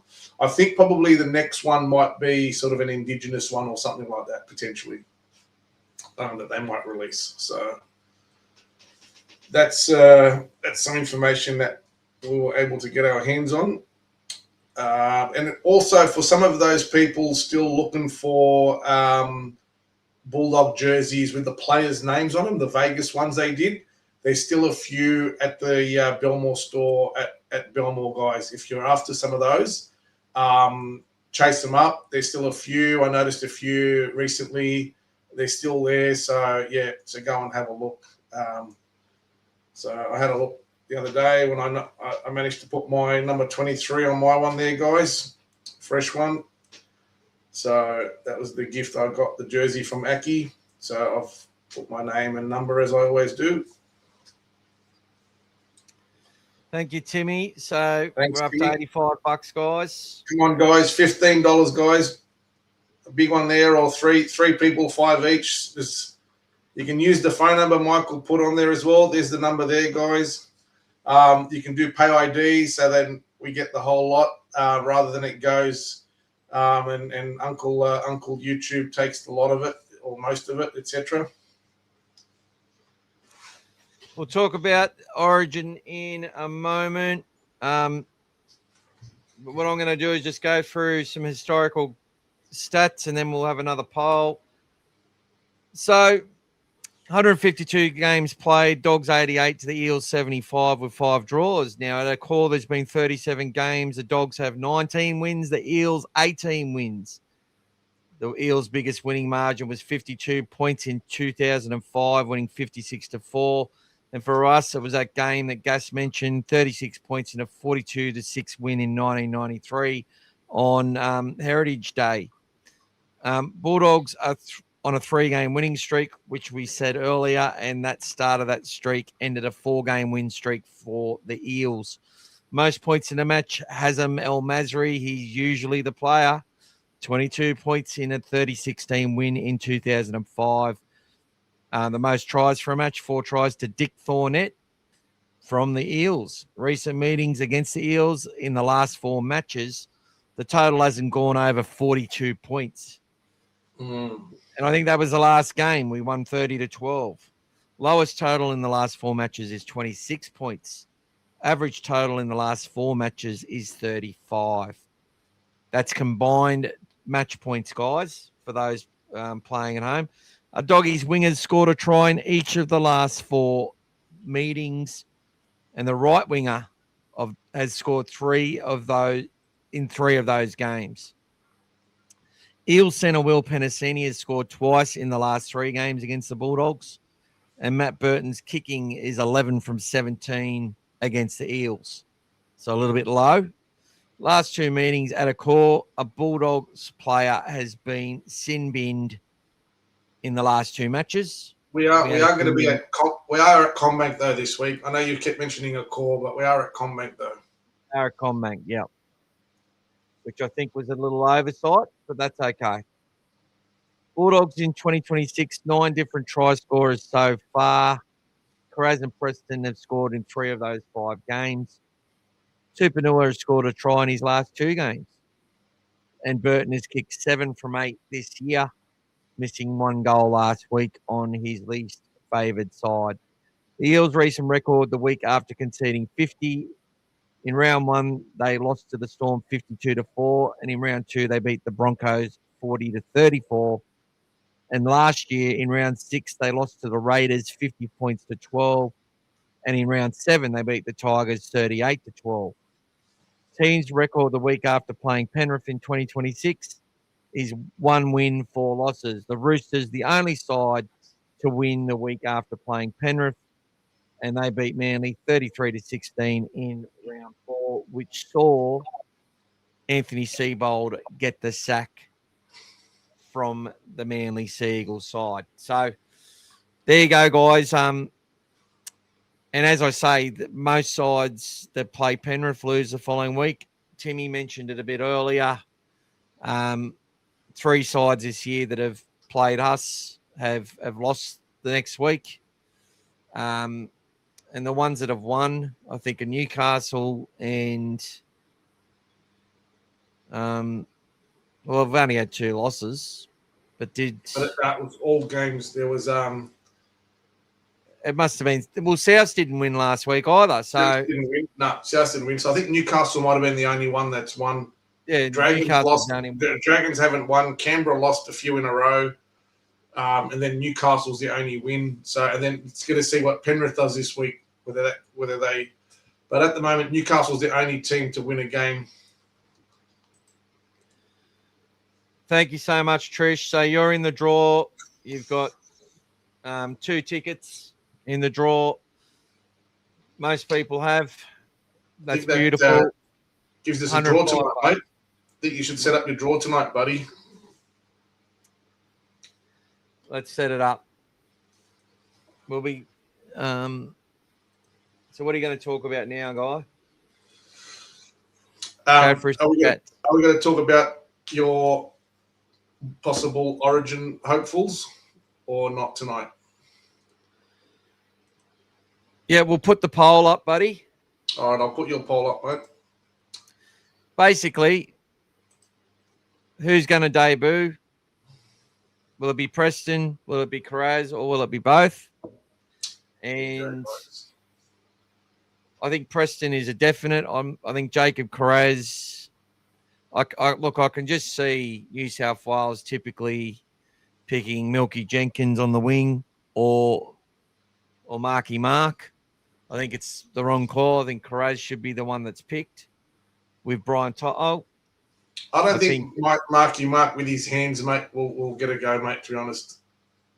Well, he was picked by Australia for Australia. Yeah. And look, see, I'll tell you what's been wrong with New South Wales before we get into it any further. And the problem has been that they've tried to replicate the cohesion of having the big 3 from the Melbourne Storm or big 4 or whatever it is, who played together for that hot streak, and they all come from the one team and the one system, and they're continually picking the same great players every year, right? They've tried to replicate that by picking the Panthers. If it's under NRL rules, the last 5 years, I believe the New South Wales Blues win 3-0. Yeah. In every game. But because under Origin rules, they're less suited through the way that they play. So I think having Mitchell Moses there with Nathan Cleary is a lot better than having Luai with Cleary. Why? Because Moses does actually take Luai sort of takes a back seat and he does his thing, and then he tries hard to create. Whereas Moses just does his things, and then when he sees an opportunity, he runs a short side, and they're in a lot more minds with what's going on, and having that kicking ability both sides of the ruck that's so long And it's why I think Matt Burton would be better as the next man up after Mitch Moses, and potentially even, if he goes out there and smashes the Eels and Moses doesn't play that well, Matt Burton ascends to the guy that should be playing with Nathan Cleary. And I think that's what I believe. And it's all about that ruck speed. And what I saw from Billy's team last year is that they were doing a lot of that catch and grab and drive stuff that the Bulldogs do. It's almost like they were trying to defend like us, and they got better and better at it. Plus, they get a 7 or 8 nil penalty count in horrible conditions in game 2 for the square up. But they also have that speed out wide. So when you don't get that ruck speed from the middle, because they're allowed to sit there all over it, you need to be able to generate speed and have speed. And the Blues just don't pick that because they have a team that's played like Penrith. And I think Nathan Cleary and Joby said this today as well. He just sort of played a role for Australia. And some people are criticising him, but he just played his role and let everyone play their role. And I think that's what needs to happen for New South Wales as well, until there's such a time when he gets to his peak and then he has that moment, which I'm sure he will have over the next couple of years, 2 or 3 years. He will have that dominant performance that everyone's been waiting for. But Cleary's always going to pull the strings and dominate when his team gets on the front foot. It's just hard to do that when you're picking a side which is playing to an NRL type of game when it's an Origin game. And it's not his fault. I think he's played as good as he could. That's just my thoughts on it. As far as Bulldogs, Jacob Preston, Jacob Carraz, Matt Burton, Stephen Crichton, Kurt Mann, I see him picking him again. And Maxi King's going to be in line. And somebody said potentially Satili Tupanua, due to the new rules, would be eligible as an enforcer, potentially off the bench. And that could be a really good call, actually. And that's one if he keeps going the way he is, he'll be definitely in Laurie's mind. Yeah. So. I mean, there's other guys that could knock out Carraz. I mean, they could play some games with Turbo again if he's playing well still. He's done the job for them before, so there is a lot of things that they could do, to keep that team the way it is. But I think they need to break away and just put the players in there. And look, guys, it all depends. Also, as you get closer to Origin, it's still another 5 weeks. They usually go with the form players as well sometimes for those 50-50 calls. You want combinations, you want things like that. But, if Critter's back playing and he's going to be playing on a side with Carraz, for example, that makes a difference when you've got combinations as well. Those little things help.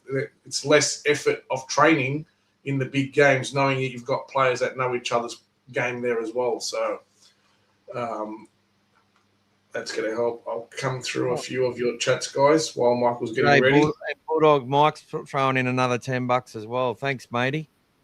Thank you, guys. Soup for you. Carraz should be the other New South Wales Origin winger. Well, let's hope so, guys. Let's hope he's fit and firing at that time and gets his game in the Origin. You can't believe Burdo isn't in the conversation. Disgraceful. Look, yeah, guys, he's a class player. He's been there as the 18th man or whatever you want to call it 1,000 times. So let's see what they do this time. As Michael just said, this game will be huge for him against Moses to just keep doing what he's been doing. Sick and tired. What's Timmy saying? They could potentially have Burdo on the 6-man bench with his versatility. Yeah, that's true. Sick of Carraz not getting credit. He's a top 3 winger in our game at the moment, yet most don't acknowledge it. Look, thankfully, a lot of us faithful really see that, know how important he is and how good he is. And he was in camp last year. He was there in the Blues camp, and he was training with the guys and everything. So he got a good taste and saw what it was about and everything. So he's not far away, guys. You know, if all things go well, he could be there as well. Teams don't get picked until after Magic round, so plenty of footy to be played. That's right, Timmy. Can you imagine returning Moses and Bert? Exactly. Yes. I mean, you saw even the other day. I mean, Cleary put up a spiral kick and we couldn't get near it, guys. Some of those floaters are just hard to get under. You know, as soon as we saw them go up, we're like, oh shit, that's going to be tough. And luckily, we didn't concede any points from it. Birdo's been the forgotten man so many times. He hasn't played his club position at rep level. Yes.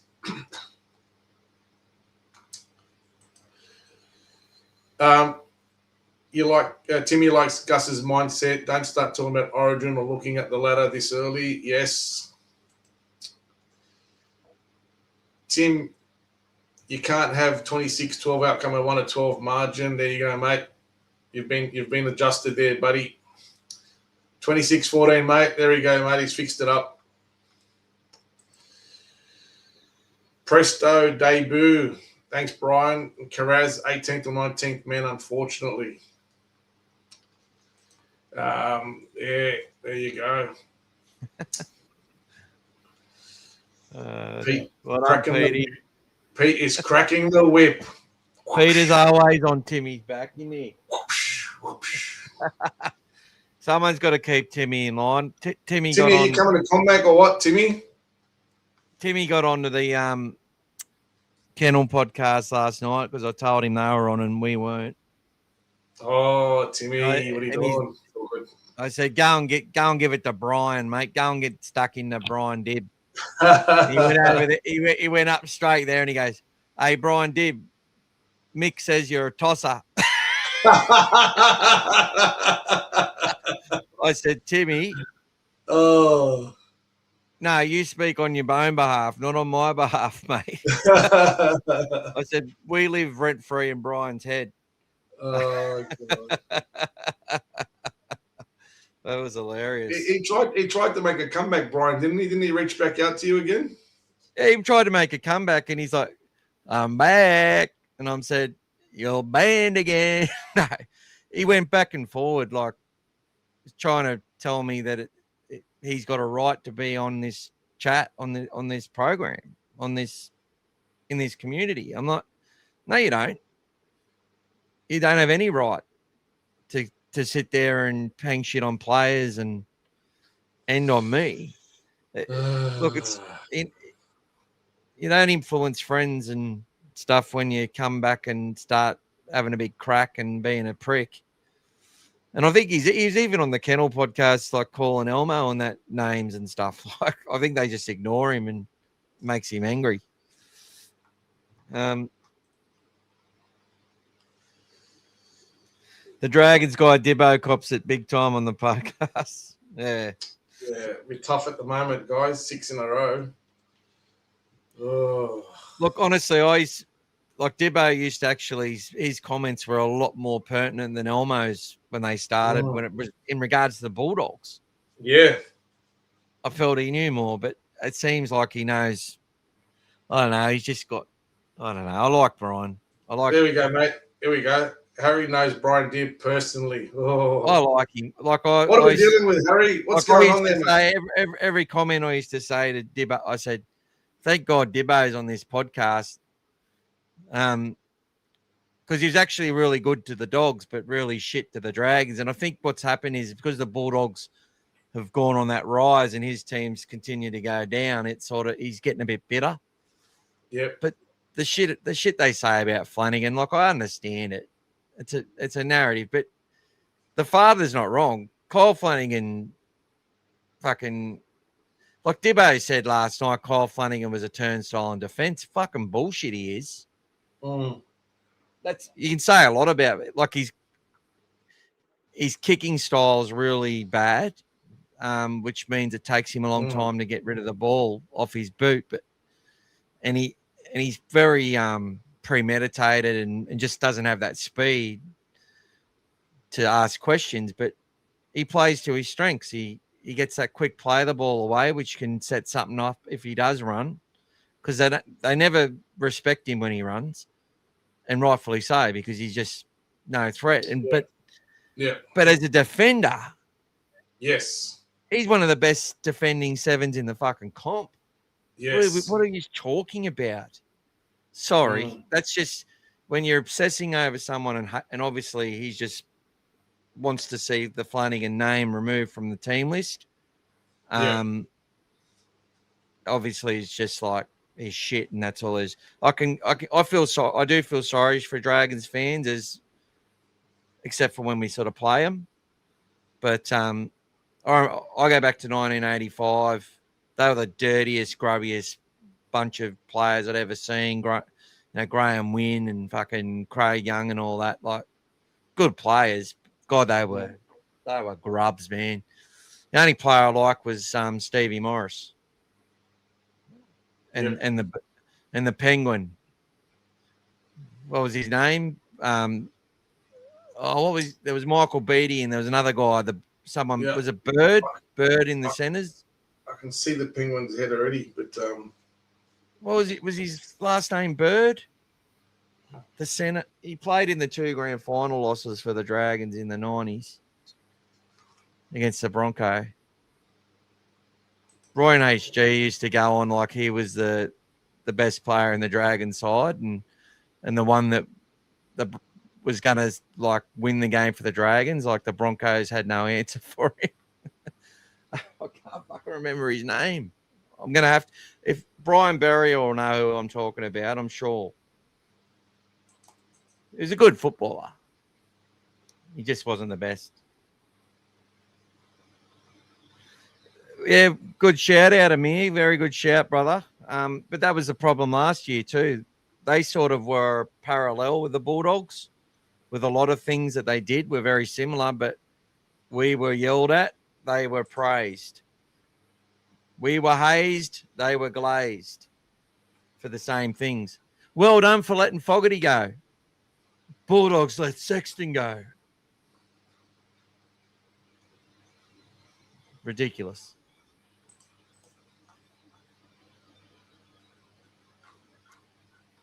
Timmy loves the theatre around Gordon Tullis and the Broncos. Oh.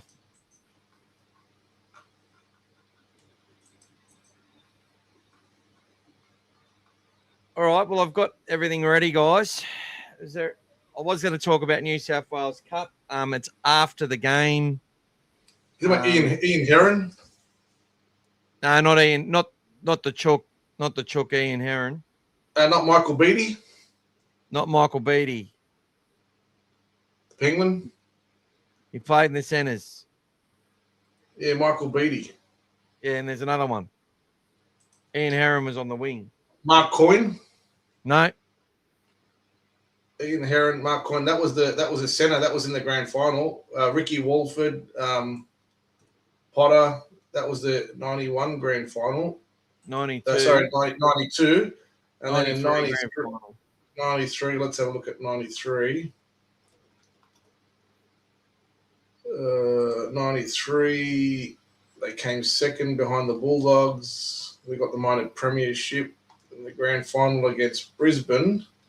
I actually predicted that score, guys. I remember leaving school for the holidays and I said Broncos are going to win 14-6. And I didn't even tip anything, obviously. Graham Bradley. Yeah. He was the centre. He was the centre with Mark Coyne. Yeah. He used to run like a penguin. He had that arch back that he used to have, remember? Yeah. He had that arch back, yeah. Yeah.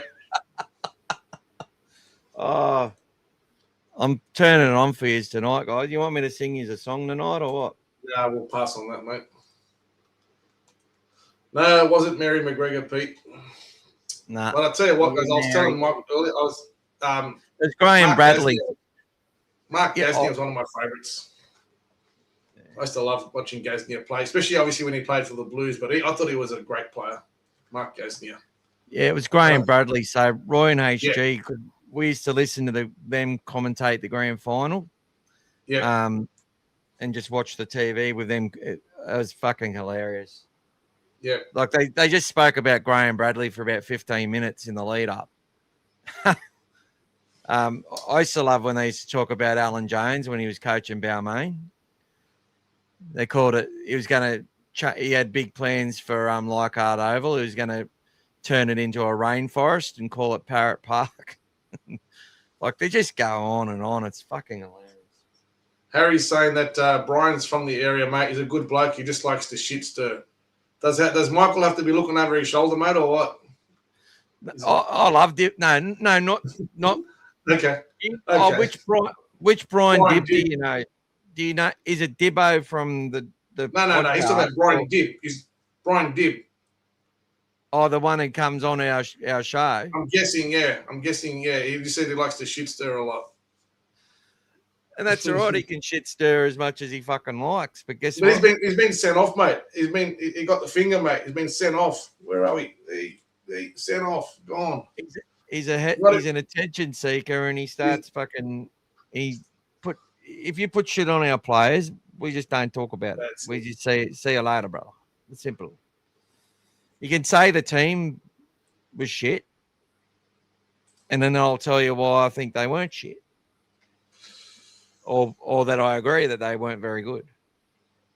Yeah, but that's the thing. People see when people are chatting on these things, we don't see the tone. We don't see how they look. He's probably sitting there laughing his head off, thinking it's great, getting all the attention. But we're here to talk fucking footy, mate. Name in the lights. Do you remember Michael DeVere, great bloke, used to see him at Taekwondo? Oh, brilliant. Bronco. The New South Welshman, Mr. Yes. Staplehead. Yes. Tough player, one of Bennett's favourites. Bennett's favourite blokes. I think you're missing an E there. Isn't there an E at the end of his name? Michael DeVere. DeVere. Oh, it doesn't matter. Yeah, good bloke. He did a bit of Taekwondo, Jamie. I used to do Zendu Kai when I was a kid. Yeah, because before him, Chris Johns was the other guy that used to come into the Blues team from the Broncos. That's right. John D. And he ended up running the Broncos. Yep. G'day, Abs. Ready for Leo Thompson. That's it. Oh. He got the red card. I think it'll be great, Simon. Cannot wait. We talked about it at the start a little bit. So go back and watch the start, and you'll get to hear about that. Excited. He passed his black belt when you did. I'll tell you what, getting the black belt's hard, mate. People underestimate how fucking hard the shit you got to do on these. You got to know all the katas, and you got to know all the stuff and all the fitness shit you got to do, and then back it up and fight. But anyway, Zendu Kai was more of a fighting martial art. But, I was lucky. My Dai Senpai was a fucking hairdresser. He used to drive an hour and a half from Albury to Wagga to train us, and he took 3 of us to the New South Wales Championships, and one little fat turd made the grand final, got disqualified, gave me another chance because I got upset, and I got disqualified again. But anyway, I didn't think I had a chance, but I went all right. My cousin Michael Jeffrey hates when I tell people about that because he thinks I'm bragging about. I was only 14 or something. I'm very proud of that achievement. That's as good as it got for me. Mm. Let's hope we can see him back. Hit the back Off the back fence. Off the back fence, mate. Off the back fence. Well, he's a big boy. He's got some intimidation about him. He runs a bit like O'Mealy too, so he does get hit sometimes because he's like, bring it on, come hit me. But the thing about Leo is he keeps sort of going the same level. And eventually that energy takes out of the opposition. But there's times where he wins the contact straight off. Like he's going to be fired up, man. You just know it. He's going to be, I reckon he'll be nervous as hell as well. And that'll mean he's going to go out there and do some pretty good fucking stuff.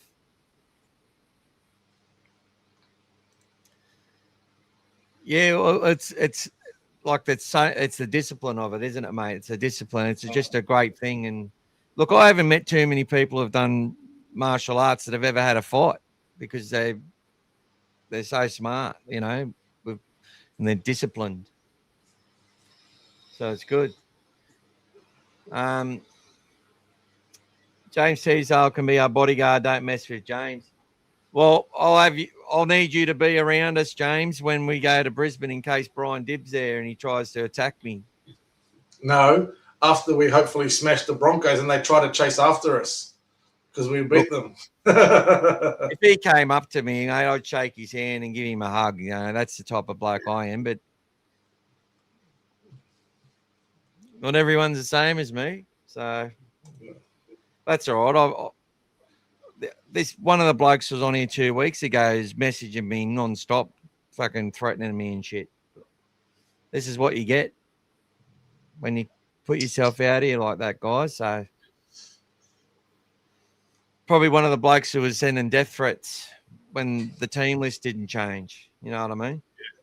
Well, is that the team list that beat the Panthers? Yeah.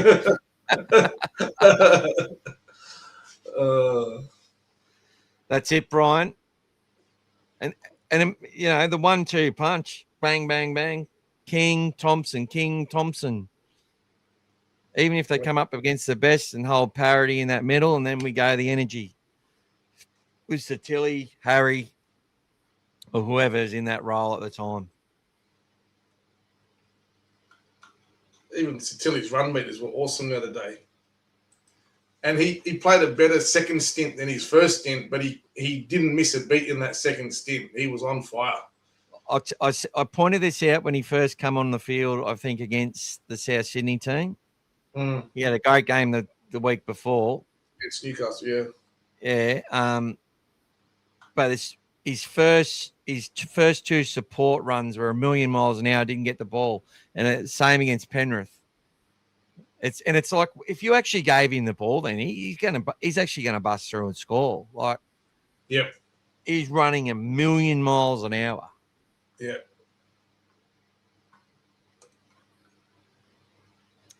Chris Bangos, we talked a fair bit about that. You heard that Isaac Moses was asking the Bulldogs for too much money. Well, that's the thing. If we don't, we offer our price and that's it. Gus does up the document, gets ratified by the board. The coach says, yeah, I want him. Then they present it. Now, if that doesn't, if they come back and want to, usually from what I've heard, the Dogs offer what they think the value is. And that's it. Like, they don't fuck around. And it's only if a manager sort of comes back and says, actually, like, we're still considering your offer. Do you want to talk again or something like that? Which I sort of heard happened around Luawai and Moses. Whereas, like, they'd had our offer for a long time. And, yeah, and it was still on the table sort of thing. Sorry, mate. Oh.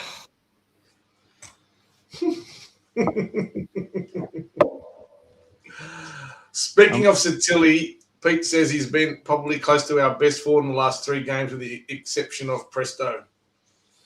Yeah, Satilli's been our best the last 3 weeks overall, if you had to say overall, and Presto's very close.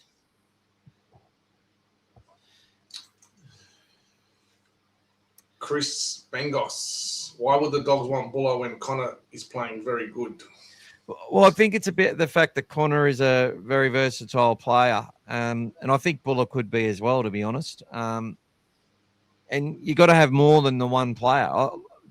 Connor isn't elite yet, but he is very good. And the Bulldogs have always been successful with very good players in very important positions. Luke Patton. As a team. We've always been good in that. So Connor Tracy just needs to keep doing what he's doing to be that player where they go, this guy could, if we lost Tedesco and Edwards. Dylan Edwards and probably Scott Drinkwater. They'd probably go Drinkwater after that. If we lost those three players, Tracy might be someone they look at, but what they do is probably go, Tommy Travojevic is going to play fullback. You know, so there'd be so many in front. There'd be about 5 or 6 in front of Connor. And it was sort of like that around when Luke Patton was playing, although he was probably the second best fullback every year, in my opinion. There was other sort of better credentialed players that they would use or move around and stuff ahead of him. And I think that's what they do with Tommy. And like, I think they'd even move Latrell there ahead of Connor for an Origin game. All right, mate. I think it's time for a prize draw, buddy. We're doing our prize draw. We've got to get Bulldog Mike on the wheel. That's all. Get Bulldog Mike on the wheel. Oh, no, I've got him on there. I've already got him on there. There you go, mate. All right, everyone. Let's see what's going on. Who is going to win the money? Who's going to win the money? I'm getting it up now. Oh, that sounded great. That's what he said. Thanks again for your support, everyone. Thank you so much, people. So Rhett's got entries again. Timmy's got entries. Matt's got a couple of entries. Shoey's got entry. Trish has got a couple of entries. If you're a monthly contributor, Pete's got a couple. You get double the tickets. Timmy's got double tickets. Everyone's got double tickets except maybe 1 or 2 people. But if you do become a member, you get double tickets. Give me the drum roll, please. Let's rock and roll. There you go.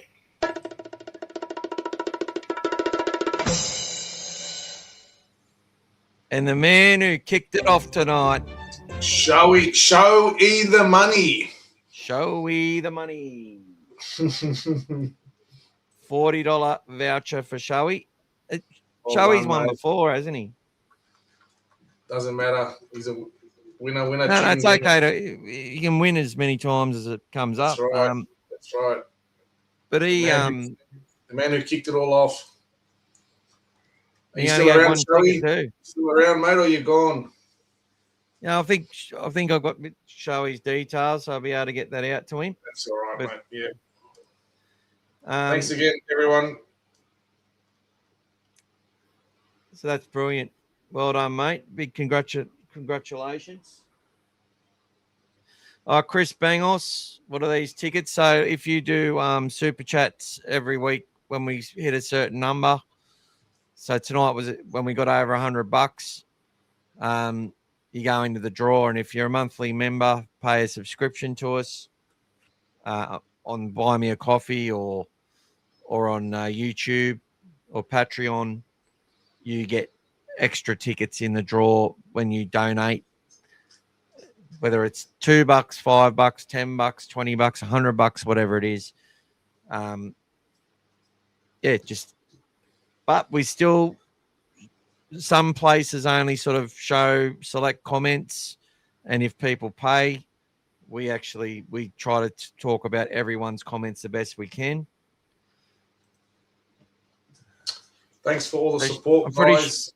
Pretty sure Showy's name is Sean, but my brain is terrible. So congratulations, brother. Yes, mate. That's Aki there. That's Aki, mate. Aki will be there with the Don't Break Defence sign. And you can see Gaz has got his canvas up there, the smaller one. That's to take that's to go for games that or did you put the other two on the back of the big one? Don't. Hey? Not yet. I'm holding off to see what I'm going to do. Holding off. Thank you, Has. Holding off to see what I'm going to do for the Broncos game first before I put them on the back.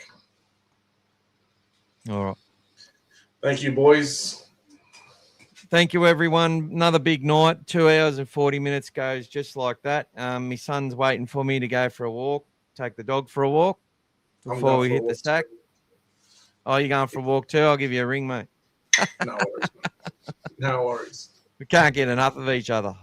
All right, people. Great night tonight. Sorry we didn't go through the New South Wales Cup team, but might be able to do a preview of that as well. We'll see what happens, considering it's after the NRL match on a Sunday evening. But once again, that's it, mate. We go for walks late at night. I'm also the night crawler, the night walker, or whatever you call him. I'm The night Batman. I'll tell you, I get freaked out when I walk past the trees and the bats fucking fly out. Then you get water rats coming up, and I live in paradise, mate. Nothing like the moonlight on the water. How nice is it at the moment? The stars are amazing because there's no moon. It's amazing. Yeah. Beautiful. See ya, Aki. Night, Aki. That's it, Timmy. On the dark night. I'm Batman. The creepy crawler, Brian. Oh, God. Yeah, Paul Crawley's out there. And Tim, if you're asking, mate, some sunshine punch today, mate, and some other stuff too. Lemon lime beers. Just got some Pepsi Max and there's no bourbon in it. No, there's not. I wish there was. Yeah. You can tell who's been having the marbles, guys. I wear my sunglasses at night. I run into some kangaroos sometimes. A lot of little rabbits running around. Some possums the other day I spotted. Yeah, you get all sorts of stuff, guys. As Gus walks through. And I'm the only one, mate. No one walks around this time of night. Mate, David Attenborough would actually do a fucking, people ask me what my dog is, and I just say, oh, it's a Roxy. What's a Roxy? It's a Roxy dog. And they say, what's your other dog? I'm like, he's a Dexter dog. Timmy's asking for you to sing some Johnny Cash, mate. I wouldn't even know any of those songs. After Nando's, I had a burning ring of fire. I don't think there's any dingoes in Belmore. Nah, mate. There's dingoes not too far away from us, though. The dingo ate my baby. Oh.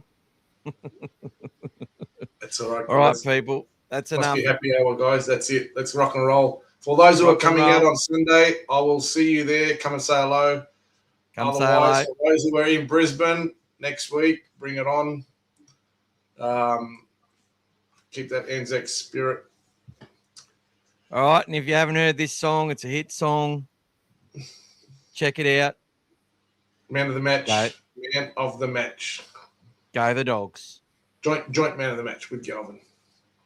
Love yous all. Go the Dogs. Lost in darkness, the Bulldogs lost their way. Losing everything and forgot how to play. Along came the kid with long blonde hair. His name is Jeff Preston, do not despair. Doggies fans, are you ready? Ready? Yes, we are ready. Here we go, here we go, here we go. WrestleMania, mania, mania. WrestleMania, mania, mania, mania. WrestleMania, mania, mania. Memories of Barrett's boys hurt us as we hang our heads in shame. Des indeed left us without a blue sky and more scapegoats to blame. But the rival of Presto and a new hungry Bulldogs breed will leave these nightmare memories for dust as they look for opponents to reach. Doggies fans, are you ready? Ready? Yes, we are ready. Here we go, here we go, here we go. WrestleMania, mania, mania. WrestleMania, mania, mania, mania. WrestleMania, mania, mania. in 2023. He won all the awards and embarrassed some frauds or three. Tackling until his last breath, running harder than much bigger men.